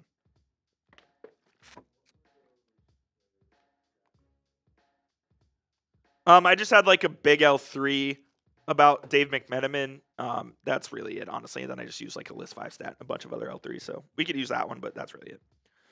Marquise Carter, what up? Christopher Flores says Dame may be going to Boston. Levi's the best. What's good, brother? Thoughts on the Knicks offseason, mainly about the Clarkson and Yabu signings, and give a grade. I like what the Knicks have done. Gershon Yabusele played very well for the 76ers last season. The Knicks get him on that taxpayer mid-level, so I love that signing. And then Jordan Clarkson, you're getting a guy who averaged 15-plus points a night, who's a bucket getter for the veteran minimum. Love what the Knicks have done this offseason. I think the Knicks are going to try to play multiple bigs again. They're going to go with Gershon Yabusele and Karl Anthony Towns. They're going to mix Mitchell Robinson in there as well. So I really do like what they've done. They brought back Ariel Huckporty as well. I know there's a Huckporty hive over there in New York. And they finally did hire their head coach, and Mike Brown, who was a 2-time NBA Coach of the Year, previously coached the Los Angeles Lakers, the Cleveland Cavaliers, Sacramento Kings. He lands as the newest coach of the New York Knicks. Give a grade for the Knicks this offseason. I will give them an A-, actually. I was going to say B+. I'll give them an A-. I really like what the Knicks have done. I really do. If I had to pick a favorite to win the Eastern Conference right now, I would say it's the New York Knicks. With Halliburton, his Achilles, gone out for the season, I will eliminate the Indiana Pacers. I don't think the Bucks are going to be competitive. I think Jason Tatum with his torn Achilles and the Celtics don't look like they're super interested in competing at a high level this year. So I think they're out. I like the New York Knicks. I like the Cavs. I like the Orlando Magic. I like the Atlanta Hawks. But if you're in the Eastern Conference, you absolutely see a window of opportunity there. But I do think the Knicks are going to be the best team in the East this season. And they'll get to the NBA Finals for the first time since 1999. That's kind of how I see it going down. Jordan says, what do you think if Dame went back to Portland? That'd be really cool if Dame finished his career with the Portland Trailblazers. I think ultimately he wanted to stay in Portland for his entire career, but circumstances dictated to where he asked out. Then he really wanted to go to the Miami Heat, and that whole situation where he was trying to force his way to the Heat despite not having a no-trade clause didn't work out. He ends up getting sent to the Milwaukee Bucks. Then he tears his tears his Achilles and is out for the season. He'll be rehabbing back in Portland this offseason into next season as well. And maybe there's a reunion on the horizon with Dame and Portland. I could absolutely see that happening. John Hendricks says, huge blow to Denver, who thought Joker finally had a backup. Yeah, absolutely. They agreed to that trade for Valanciunas, thinking they were getting a really good backup center for Nikola Jokic, and now they're going to have to kind of go back to the drawing board again. I don't think you can run back Dario Saric. I don't think you can do that. They need to go find a legit center again. Maybe they just go out and sign like a Mo Wagner or a Jackson Hayes. I don't think they would sign Al Horford, but he is out there still. There are options out there for the Denver Nuggets. Maybe they just go get a team that has like the 3 centers. For instance, like the Houston Rockets do. Could they go get Steven Adams or something like that to try to go be a backup center? Although Adams is making a decent amount of money. So, I don't know. Franu, did something happen over the last hour? Great question. No. Nothing happened over the last hour, unfortunately. I'll show it to him one more time here, just because I think it's funny. Please do. This is everything. Who asked the question? Let me pull it back up. My guy, Franu. Franu, thank you so much for watching. This is every single move that has happened in the last 36 hours. That's it. That's the list. Dinwiddie to the Hornets, Exum back to the Mavs, Ayton to the Lakers, and Jock Landale gets waived. Landale was the only thing that's happened today, by the way. So there has not been a single signing, single addition in the National Basketball Association since 23 hours and 46 minutes ago. We are 14 minutes away from having gone 24 hours without a single signing. Absolutely unbelievable. And I do think that could Jock Landale be an option for the Nuggets? Potentially. I think all centers are options for them at this point. They're not going to claim him off waivers because they don't want to assume his $8 million salary. But if he ends up getting the free agency, I think you could see Denver take a look at the big Aussie in Jacques Landale. I could see that for sure. Hit that subscribe button if you haven't already. We're hanging out with you guys, even though the NBA has come to a complete standstill here on July 3rd. YouTube.com/chatsportstv. I need to run to the bathroom just real quick. Cool. We've got you covered. Sorry. No, you're good. You're good. Do what you got to do, Sammy B. We've got you covered with all of the latest, NBA news and rumors, including the Dallas Mavericks, Los Angeles Lakers, New York Knicks, whoever your favorite team is, we've got you covered right here. You know what? If you're subscribed to the channel right now, go type me down in the comment section. Spam it. Spam me down there in the comments. I want to see who the real ones are in the chat as we get ready to wrap up this show here in just a few moments. We're going to give you the latest NBA news and rumors here in a few, and then we'll probably say goodbye for the July 4th weekend. Jordan 20, Josh Prince, Locked On, BJ, Mr. Mayhem, Triple B. Thank you for hitting that sub button 15 minutes ago, my guy. Appreciate you, my man. Flag the Mav. Love that one. I'm a Mavs fan for those of you guys that don't know. So, love that one. Levi's the best. Appreciate you. Mr. Mayhem. Is that a Hookem or an H-Town? Let's go, baby. Christopher Flores. What Hoop Energy? What happened to the trade with the Nuggets? So the Nuggets agreed to trade Dario Saric for Jonas Valanciunas, but it sounds like Valanciunas wants to head over to Europe. And if that is the case, that trade might be next. Jamarion West typing me. Rock, I love it. Mr. Mayhem, my guy. My holy king. Appreciate all y'all tuning in to the show, man. 500 people live here on a Thursday afternoon when no moves in the NBA have been made. Absolutely incredible. Absolutely incredible. Amir Simmons typing me as well. Let's go. In our live poll, the best free agent available, you guys say it's Damian Lillard. 39% of the votes, 619 people have voted. 39% say Dame Lillard, followed by Jonathan Kuminga at 34 and Josh Giddey at 21. Carly, what up? Will the Sixers retain Quentin Grimes? I do think they're going to retain him. Will it be on a long-term contract? I don't know. Quentin Grimes is asking for $25 million a season on his next contract. I'm just not sure where that comes from. I don't think another team is going to give him an offer sheet of $25 million because he is a restricted free agent. So he can sign an offer sheet and the Sixers have a right to match any offer. So I think QG maybe will sign a one-year deal to return to Philadelphia and then go back to free agency again next year. I could see that happening, but either way, I do think he'll be back in Philly next season. Chris Boucher to Detroit, says Josh Prince. That'd be a good signing. Cam Thomas, best six-man. He's a very good six-man for sure. He absolutely is. That's what I'm saying, Mr. Mayhem. He wants $25 million a season. I like Quentin Grimes. Shot almost 40% from three last season with Dallas and with Philadelphia. Is he worth $25 million a season? Like, I know everyone clowned Nico Harrison for that trade, myself included. Did the Mavs kind of do the right thing there by getting ahead of getting rid of Quentin Grimes? People are talking.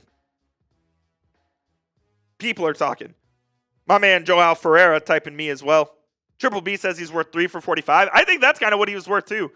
The Mavericks offered him, before last season, the Mavericks offered Quentin Grimes a 3-year, $27 million extension. He declined that deal. Sam hates this. What does Sam hate? I do too. I would love something to happen here in the NBA, but they said no. Carly Moore says, as a Mavs fan, are you mad your GM gave Quentin Grimes Yes. for free? Yes. As I was just saying, I clowned the trade because they also sent the 35th pick in the draft in exchange for Caleb Martin to the Sixers. Quentin Grimes wants $25 million a year. If I was the Mavericks, I would not give him that. So did they get ahead of what? I don't want to use this Nico Harrisonism, so I'm not going to. Did they get ahead of potentially difficult negotiations with Quentin Grimes? They did, but they still gave up the 35th pick in the draft, which turned out to be Janai Broome. And I don't think Broome's going to be a great pro. So, was it a disappointing trade? Absolutely. Is it the end of the world? I don't think so. I do think that like 3 for 45, maybe even 4 for 60 is more of Quentin Grimes' range. $25 million a year. Craziness. Absolutely crazy. What's up? Let's jump in. Let's do it. All right. For the next 10 or so minutes, we are going to break down the latest NBA rumors and news right here on the channel. If anything happens as well, we'll keep you guys up to date here in real time. If there's a signing that is made, you'll be the first to hear about it right here on the channel. As Sammy Graffs doesn't know how to make a big L3. What the heck? He fixed it. It's all good. Sam was mad at me because I was giving him crap. He gave me a look of death. I just think it's funny. Like, of all people. Of all people, you give me? How dare you? That's what Sam just basically told me. No, Sam's an absolute real one, man. He's been holding it down all week, helping out all of our NBA stuff as the executive producer / intern here, Chat Sports.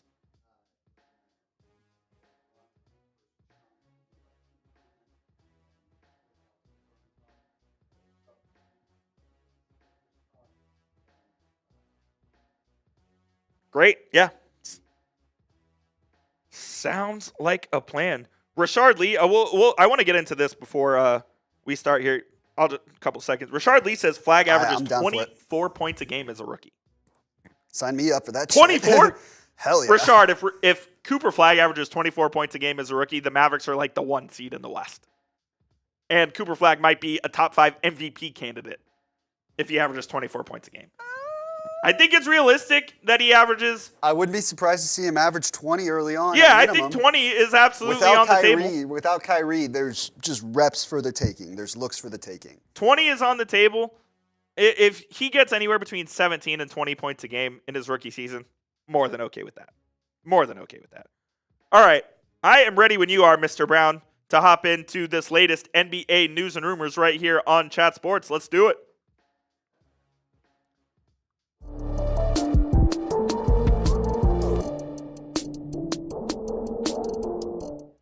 Welcome into NBA Now by Chat Sports. Jeffrey Cooperstein here with you guys on today's show. The latest NBA news and rumors items coming at you here on day 4 of 2025 NBA free agency. And we have to start with the king himself, LeBron James. There's been a lot of speculation about LeBron and the Los Angeles Lakers. LeBron obviously opted in to that $52.6 million player option here with the Lakers. And it did cause a little bit of confusion as to what the future is between the Lakers and LeBron as far as their partnership goes. It seems like things could be coming to an end this season. And I do want to bring up this social from John Gambadoro, who has been one of the most plugged in NBA guys, specifically with the Phoenix Suns. But he had this to say regarding LeBron.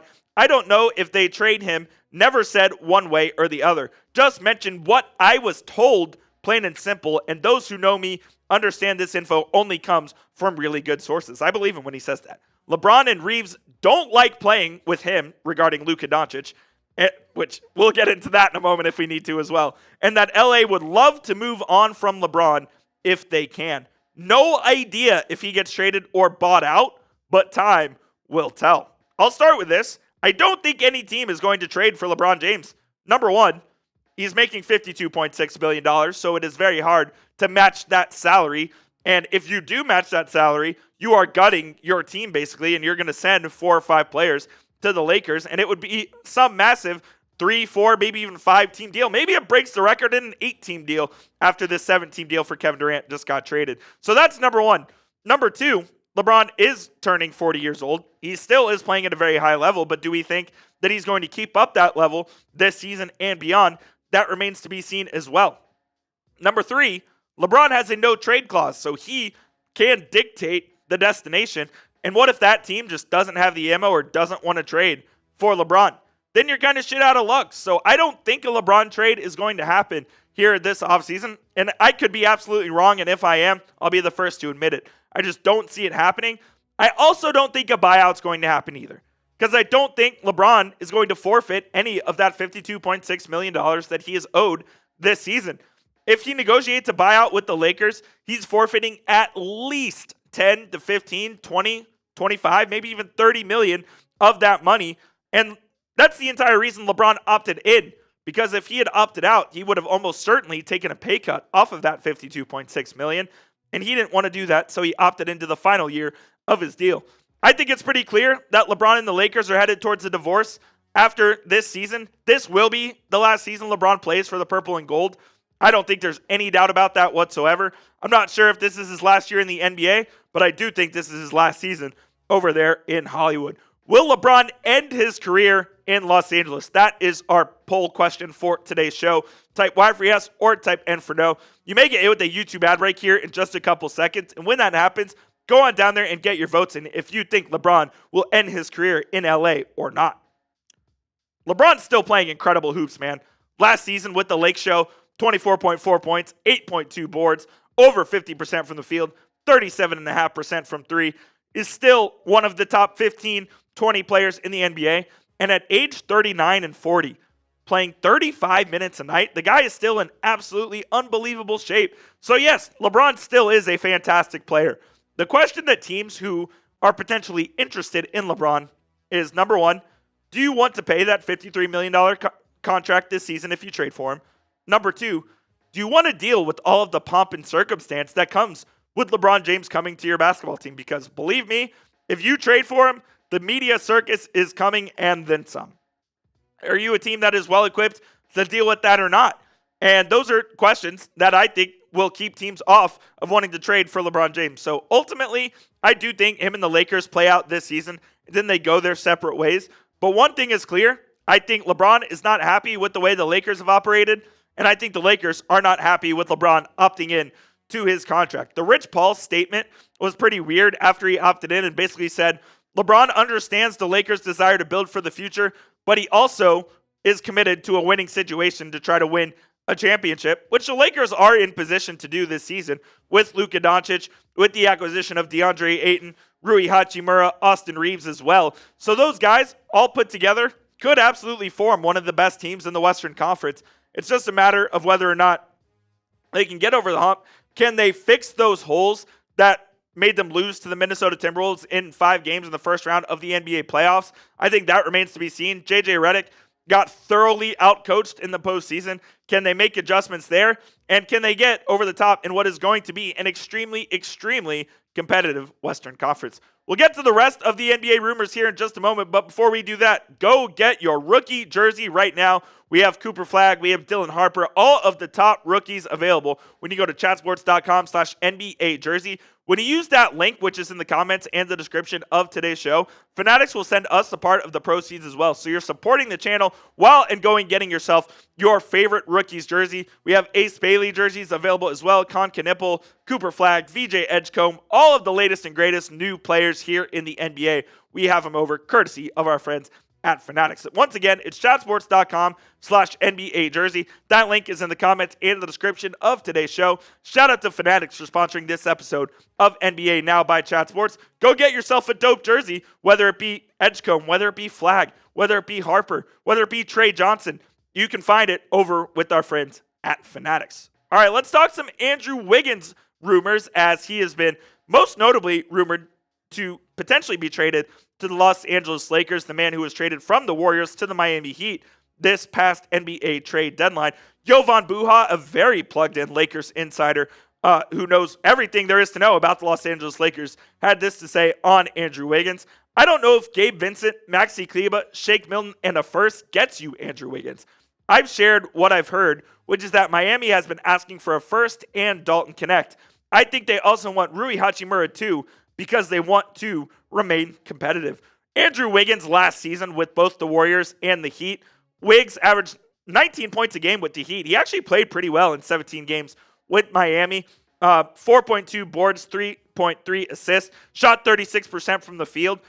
Wiggs really reinvented himself after he was traded from the Minnesota Timberwolves to the Golden State Warriors, made himself a real two-way player en route to the 2022 NBA title there in Golden State, and played basically the best basketball of his career under Steve Kerr alongside Steph Curry there in Golden State. And now he goes to Miami, where he has, I think, a year or two left on his contract and could be on the move once again. And the Lakers do need some wing help. They drafted a Dude Diero, 36 overall, but he's dealing with some knee problems. He he's going to miss summer league. Think he'll be ready for the season.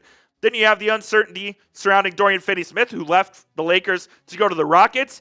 You have potential Rui Hachimura trade rumors as well. And then with LeBron James more than likely entering his final year with the Los Angeles Lakers, they could use a younger, athletic, two-way wing that Andrew Wiggins is. So that could absolutely be a potential option for the Lakers. If it were me, I'd be okay with giving them Dalton Knecht and a first-round pick. I think I would stop at Rui Hachimura, though. And instead of Hachimura, I think I would go with Jared Vanderbilt and Gabe Vincent in that trade heading back to Miami. Hachimura, Knecht in a first would be too much for me to give up Andrew Wiggins. But I think if it were Vanderbilt and it were Gabe Vincent, Knecht, and a 1, I would do that if I was Lakers GM Rob Pelinka to replace the likes of Dorian Finney-Smith, who is going to be a big loss for this Lakers team next season. Are the Los Angeles Lakers title contenders in the Western Conference? Could they win the West and go represent them in the 2026 NBA Finals? If you think they can, type C for contender. If you think they are fraudulent, go ahead and type P for pretender down there in the comment section. And while you're doing that, please be sure to hit that subscribe button. We've got the best NFL, NBA, college football videos right here for you on YouTube. It's youtube.com/chatsportstv. When NBA free agency season is around, we are the ones covering it here on a daily basis. There hasn't been a signing in almost 24 hours in the NBA, and we're still here chopping it up with you guys. So hit that sub button. We'll keep you up to date with all of the latest NBA happenings. We'll round out today's show with an interesting update around Jonas Valanciunas, who was reportedly headed to Denver, but not so fast, my friend. Donatas Urbonas out of Lithuania had this report saying Jonas Valanciunas is considering a stunning EuroLeague move and exiting the NBA per Basket News sources. Valanciunas was lured by Panathinaikos' multi-year offer. Panathinaikos is one of the best teams over in Europe. They made the EuroLeague Final Four last year. I believe they won it as well a couple of years ago. Kendrick Nunn, former NBA player, is the EuroLeague MVP over there, so they are a very respected team over in Europe. But this is interesting because there was already a trade agreed for Valanciunas to go be Nikola Jokic's backup over in Denver. So that was very surprising. And Mark Stein had this note on that trade. And he said the agreed to swap between Denver and Sacramento for Dario Saric and Jonas Valanciunas cannot be made official until Sunday, July 6th, which is the new league year. The Kings need this trade to go through for salary cap reasons. But the Nuggets' ability to convince Valanciunas to stay in the NBA is TBD. So if they can't convince him to stay, it certainly could potentially mean that trade is nixed. Jake Fisher had a further update on this deal. Jake Fisher, Mark Stein, always in cahoots. Another update on Jonas Valanciunas. Discussions are fluid between the veteran center and Denver, sources say. While he has received a lucrative offer from Panathinaikos over in Greece, I'm told, though, that any outcome here won't impact the trade between Sacramento and Denver. So this is the deal, a straight-up one-for-one swap. Dario Saric heads to the Kings. Jonas Valanciunas goes to the Denver Nuggets, and it sounds like that trade is going to go through regardless. And we'll see if Denver can convince Valanciunas to play a backup role to Nikola Jokic, or he can go over to one of the best teams over in Europe in Panathinaikos and be their starting center on what sounds to be a pretty lucrative contract for Big V over there. His last 4 seasons, he's been a pretty impressive player and been a very solid player in this league for a while now, where he's basically a walking double-double. Averaged 10 and 8 last year, 12 and 9 the year before, 14 and 10, 17 and 11. Spent some good years with the New Orleans Pelicans, spent some time with the Toronto Raptors as well and the New Orleans Pelicans. Really solid player, man. I really like him. I've always liked him as a center, one of the better centers in this league, and still think he has some to offer. Like, I still think he could average 8 and 8 for the Denver Nuggets off the bench, spelling Nikola Jokic. The Nuggets have been looking for a backup center for Jokic for the longest time. Like, as most recent as last year, they were running out DeAndre Jordan as a backup center. So they're looking for someone who is viable, and they're looking for a guy that can really, truly give Jokic a break when they need him to.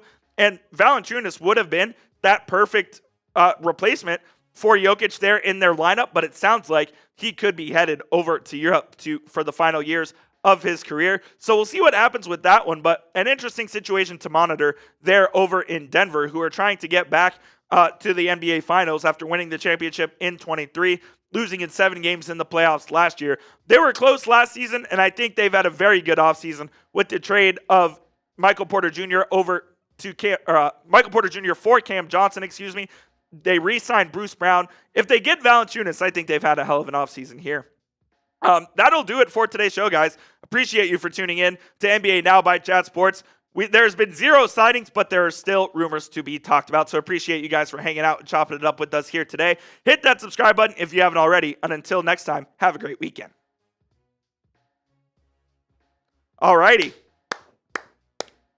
Our rumor segment is done and dusted. Shout out to intern Reed coming in, helping us out, giving intern Sam his laptop charger. Will LeBron end his career in Los Angeles? Y for yes, M for no. Let me know what you guys think. Let me know what you guys think. I don't know if he will either. I think LeBron still wants to play. I think LeBron still wants to play. Thank you. Appreciate that. But I don't think he's going to finish his career with the Los Angeles Lakers. I would say no. Sam Brown, what say you?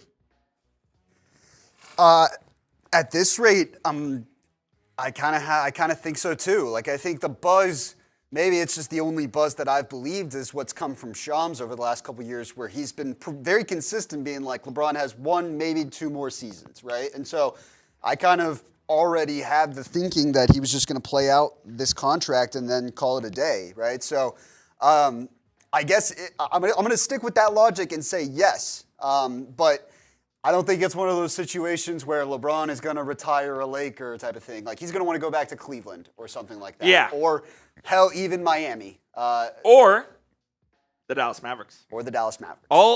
Look, you may think it's crazy. They have Kyrie. They have Anthony Davis. They have Frank Vogel. They have Jason Kidd. They're going to hire a couple of more assistants that have ties with LeBron James. They have Nico Harrison, who has known LeBron since he was in high school. Say what you will about Nico. He does know LeBron very well. I'm not saying it's just not out of the realm of possibility. That's all. I see some no's there in the chat from Josh Prince. I see Devin all saying no. Armando saying no as well. Levi thinks he will end his career in Los Angeles. I don't know, though. I don't know. John Hendrick says, Bronny, gonna make you clean underwater if your pops leaves. Yeah, Bronny's career in LA is over when LeBron James' career is over. That's kind of how I see it there. He's going to get waived. Yeah, he'll probably just get waived. He'll retire and just be a billionaire. Nothing wrong with that. That's a rough life. Yeah, real rough life that Bronny James has over there. It's a hard knock life. For if you're us. a Nepo. Who said that? What? Who said that? Who Did said you that? say that? What? Did you say that? I didn't say I didn't anything. hear it. Who said that? All right, guys. I think that is going to do it for today's live edition of NBA Now. Coming up on Loop, we are going to play... We're going to go through the top free agents available, top 20, none of which have signed over the last 24. It is 24 plus hours now. It has been over a full day. Over a full day. The sun we've literally made a full lap in the time since the last move in the NBA. That was DeAndre Ayton to the Los Angeles Lakers, which doesn't move the needle at all. So we're going to run through the top free agents led by Jonathan Kuminga, Josh Giddey, and more. And then we will show you again the rumors that we just discussed. LeBron James talk, Andrew Wiggins, and Jonas Valanciunas. All of that. Cool. All of that and more coming up holidays. On Loop. For my guy, Sam Brown. Thank you, Mr. Mayhem. Great job, guys. Thank you, Mr. Mayhem. Appreciate you, my guy. For my man, Sam Brown, my name is Jeffrey Cooperstein. Go give me a follow on Twitter at Jeff_Coop27. And without further ado, let's go to Loop.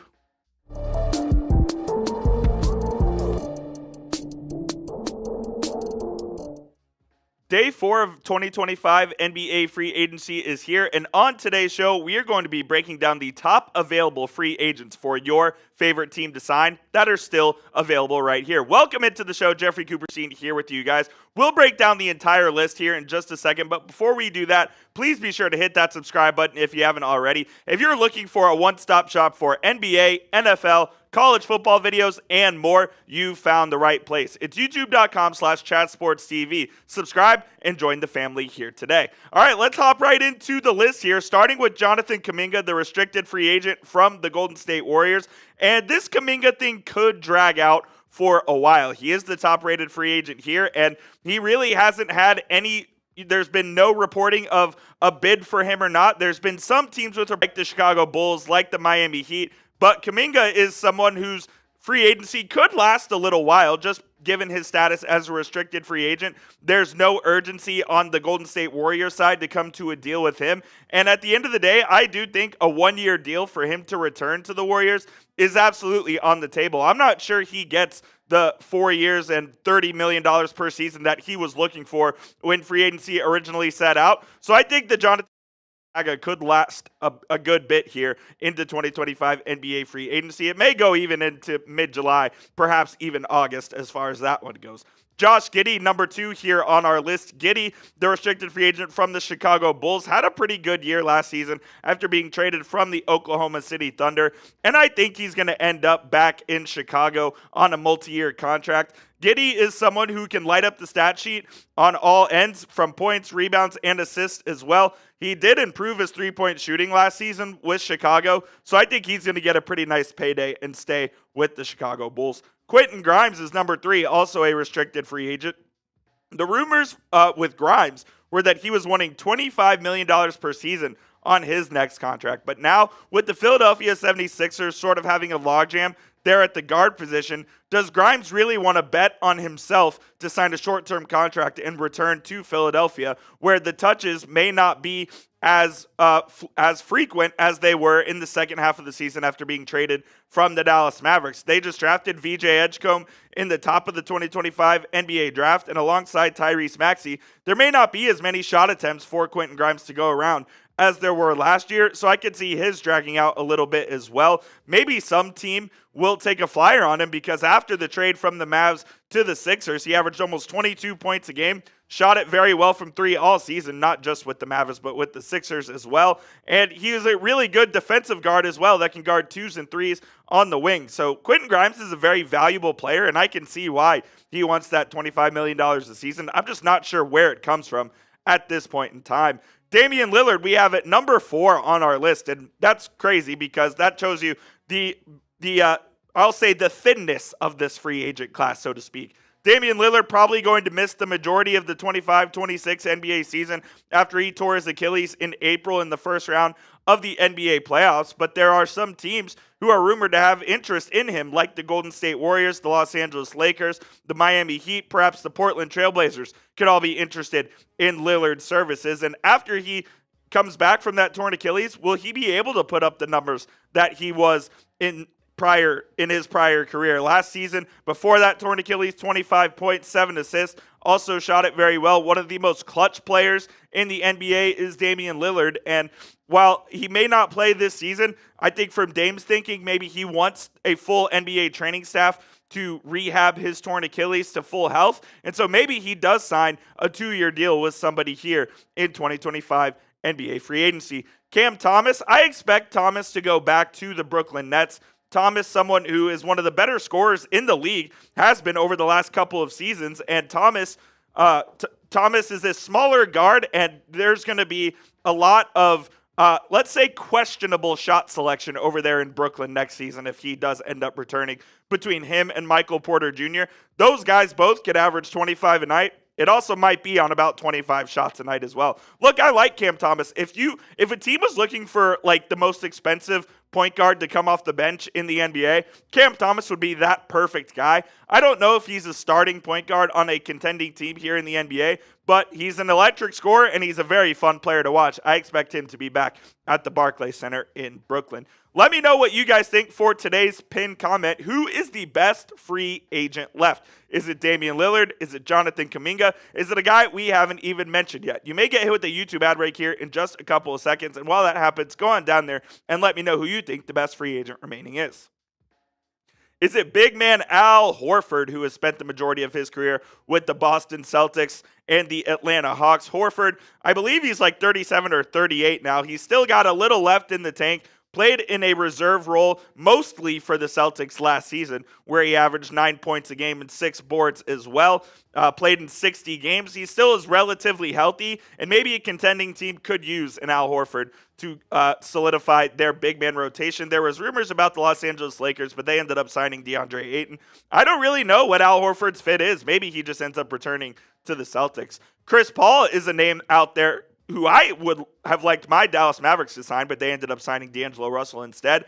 Look, Chris Paul played 82 games last year as a 39-year-old, started all 82 games as well, averaged almost 7.5 assists a night. If you're looking for a point guard to effectively run your team, Chris Paul is still that guy. I absolutely believe he can still do that. And now there were rumors that he wanted to stay on the West Coast where his family is, return to either the Phoenix Suns or the Clippers. I believe the Milwaukee Bucks were also linked to a potential Chris Paul signing as well. I think whatever team gets Chris Paul, that team will become a better team instantly. I just really love his fit on any squad. And if you're looking for someone who can mentor your young players, who can teach them the right way to play the game, who can effectively run the team and get their best scorers in the right spots, Chris Paul is your guy. I still think he has a lot left in the tank, and you can get him for pretty affordable as well. Malcolm Brogdon, another guard who is available. Brogdon was limited to just 24 games last year, dealt with a bunch of injuries, and then in the beginning of March, Brogdon and the Wizards mutually agreed to shut it down for the rest of the season to protect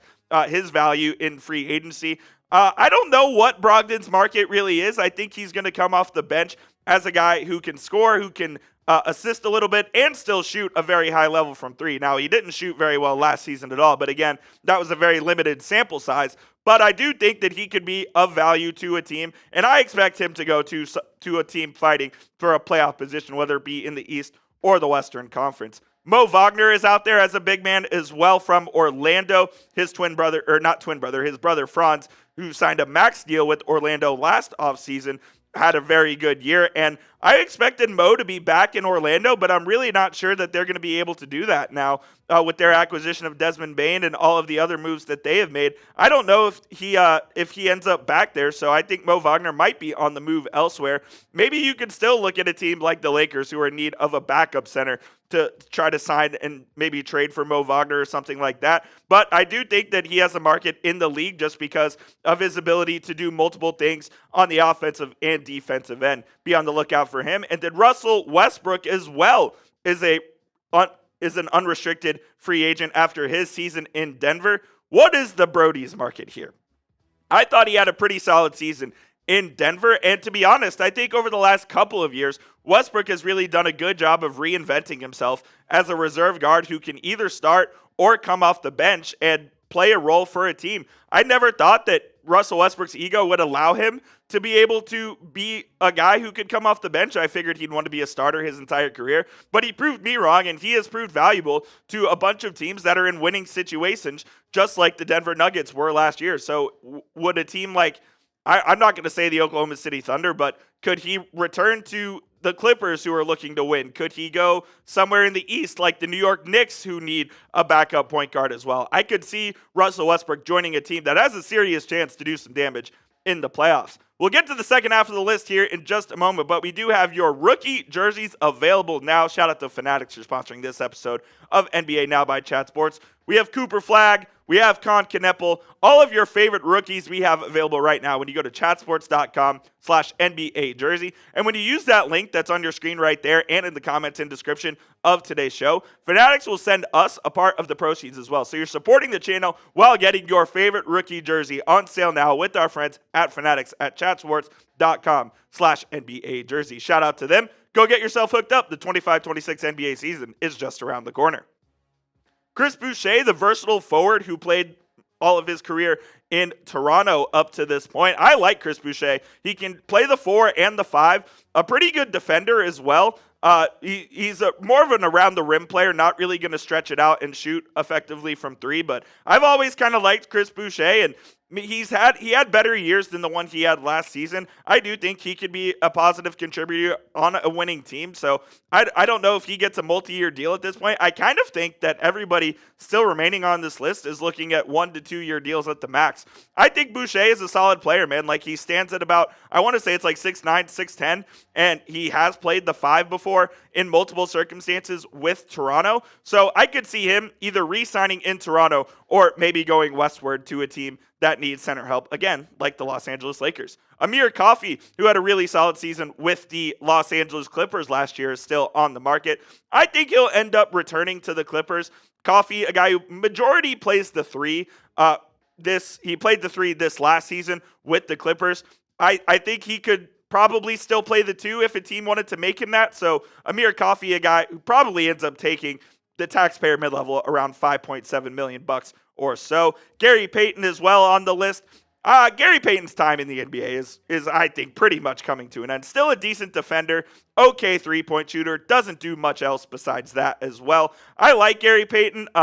He's a 10th or 11th man on the bench. I don't think you want him in a 10-man rotation to be playing anywhere at this point. So I would probably pass on Gary Payton if I were a team trying to be a win-now squad, but that's just my opinion. De'Anthony Melton, also a free agent. He tore his ACL last season. I think he's going to be ready for the beginning of the 25-26 NBA season. Played last year with the Warriors. Played pretty well as well before he tore that ACL. Was traded to Brooklyn where he did not play and now finds himself on the market again. Our Warriors host Tyler Smith seems to think that there is a reunion on the horizon between De'Anthony Melton and the Warriors, so stay tuned for that. Ben Simmons comes in at number 15, the former Max player and number 1 overall pick from the Philadelphia 76ers. I do think that some team is going to sign Ben Simmons just because of his versatility. The guy's 7 feet. He can play as a point guard. He can play as a forward. He can even play center in some lineups. The New York Knicks have reportedly checked in on Ben Simmons, and that could be a potential option for them. He just fits in seamlessly with any team just because he can play a variety of roles. And if you have a guy like Ben Simmons coming off the bench who can handle the ball, he can defend truly 1 through 5, and he can do some good things rebounding as well, I think Simmons could be a piece for anybody going forward. Cody Martin, the twin brother of Caleb Martin, is also on the list. There have been a couple teams who have checked in on Cody Martin. I kind of think that his free agency will drag out as well. Just with the other forward options on the market, I really don't see Cody Martin being at that high on some priority lists. I know the Miami Heat had rumored interest in Cody Martin, where they did have his twin brother Caleb, so maybe that helps him out a little bit, and they're just trying to get the discount version there. Trey Lyles coming in at number 17. Lyles, the versatile forward formerly of the Utah Jazz. I think Lyles at 6'10", could do some pretty good things for a team like, I'm going to call my shot right now. I think Trey Lyles is the Sacramento King. He's played there before, and I think he's going to go back there again. Give me Trey Lyles to the Sacramento Kings. Jackson Hayes had a kind of a tough season there with the Los Angeles Lakers last year. Now, the second half of the year, he did play a little bit better alongside Luka because they were able to open up the pick and roll, able to get him a couple of lobs at the rim. So he did improve in the second half of the year, but he did get played basically off the floor in the playoffs. JJ Redick decided to go with no bigs overplaying Jackson Hayes in that lineup.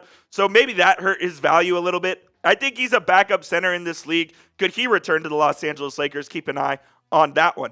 Precious Achiuwa coming in at number 19, played last year with the New York Knicks, and he was overly relied on by Tom Thibodeau, I think, personally. I like Precious Achiuwa, but when you're playing him 25 minutes a night, I don't think you're getting the best value. You want to limit Achiuwa to 15 to 20 minutes. Decent rebounder.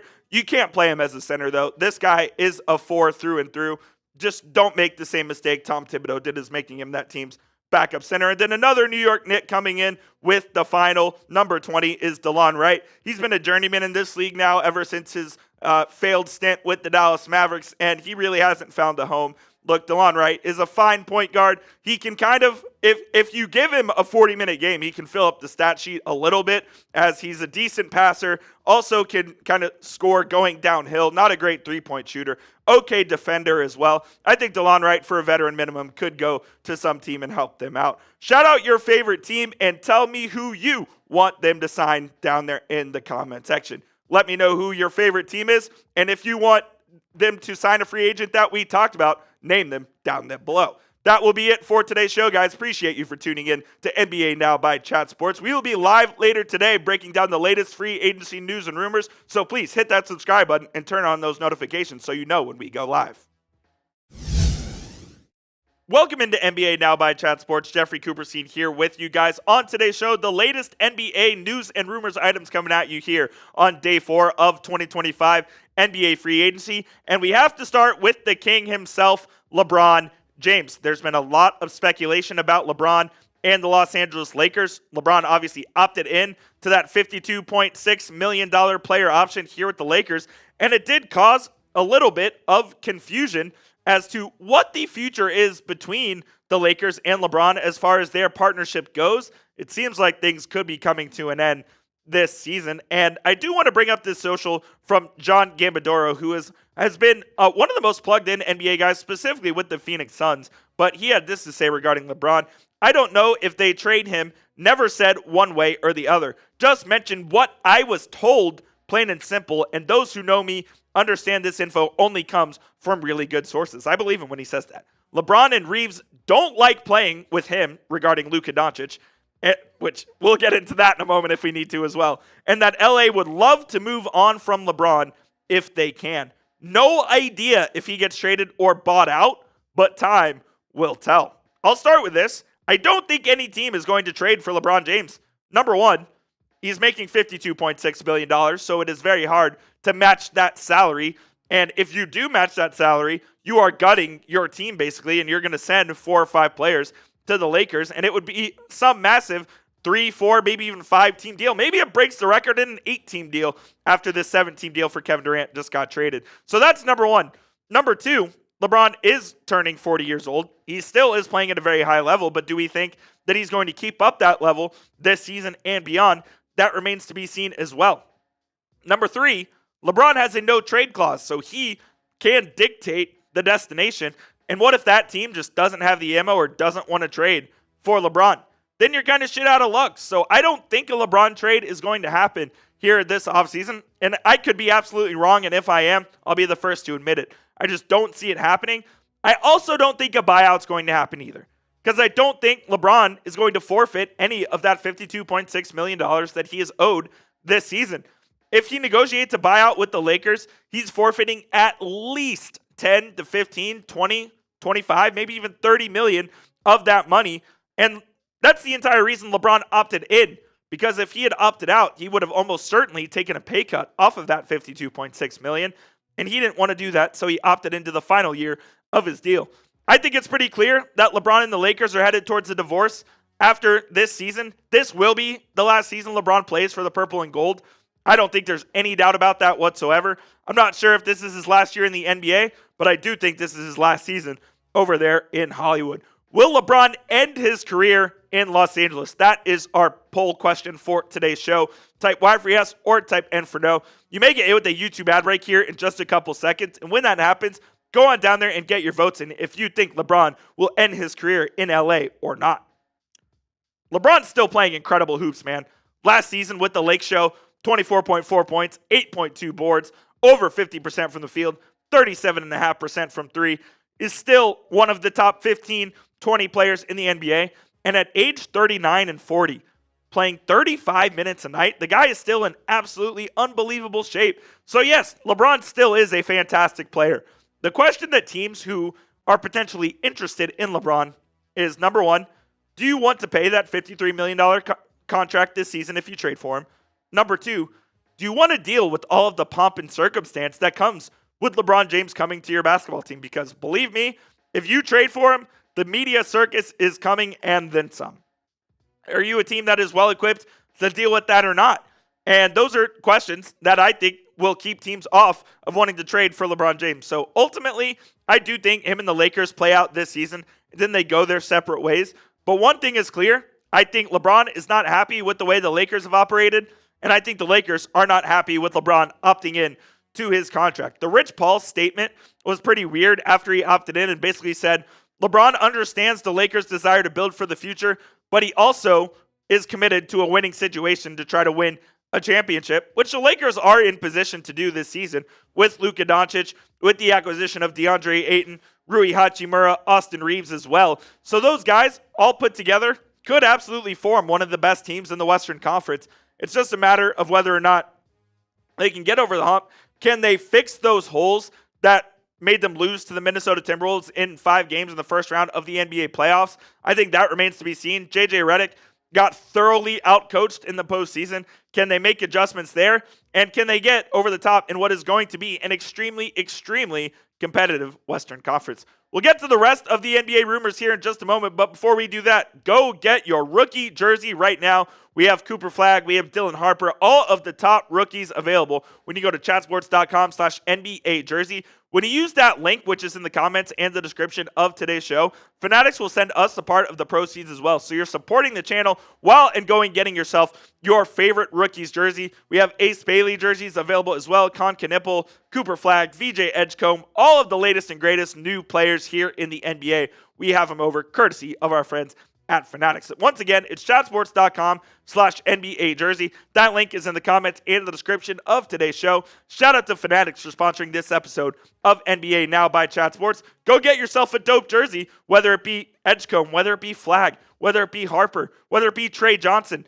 You can find it over with our friends at Fanatics. All right, let's talk some Andrew Wiggins rumors, as he has been most notably rumored to potentially be traded to the Los Angeles Lakers, the man who was traded from the Warriors to the Miami Heat this past NBA trade deadline.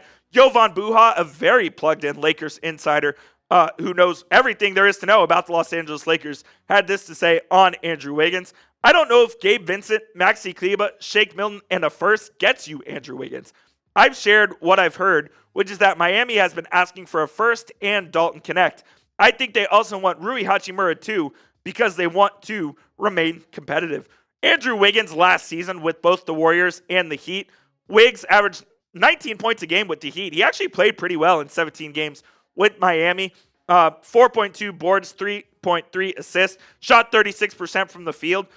Wiggs really reinvented himself after he was traded from the Minnesota Timberwolves to the Golden State Warriors, made himself a real two-way player en route to the 2022 NBA title there in Golden State, and played basically the best basketball of his career under Steve Kerr alongside Steph Curry there in Golden State. And now he goes to Miami, where he has, I think, a year or two left on his contract and could be on the move once again. And the Lakers do need some wing help. They drafted a Duke Diero, 36 overall, but he's dealing with some knee problems.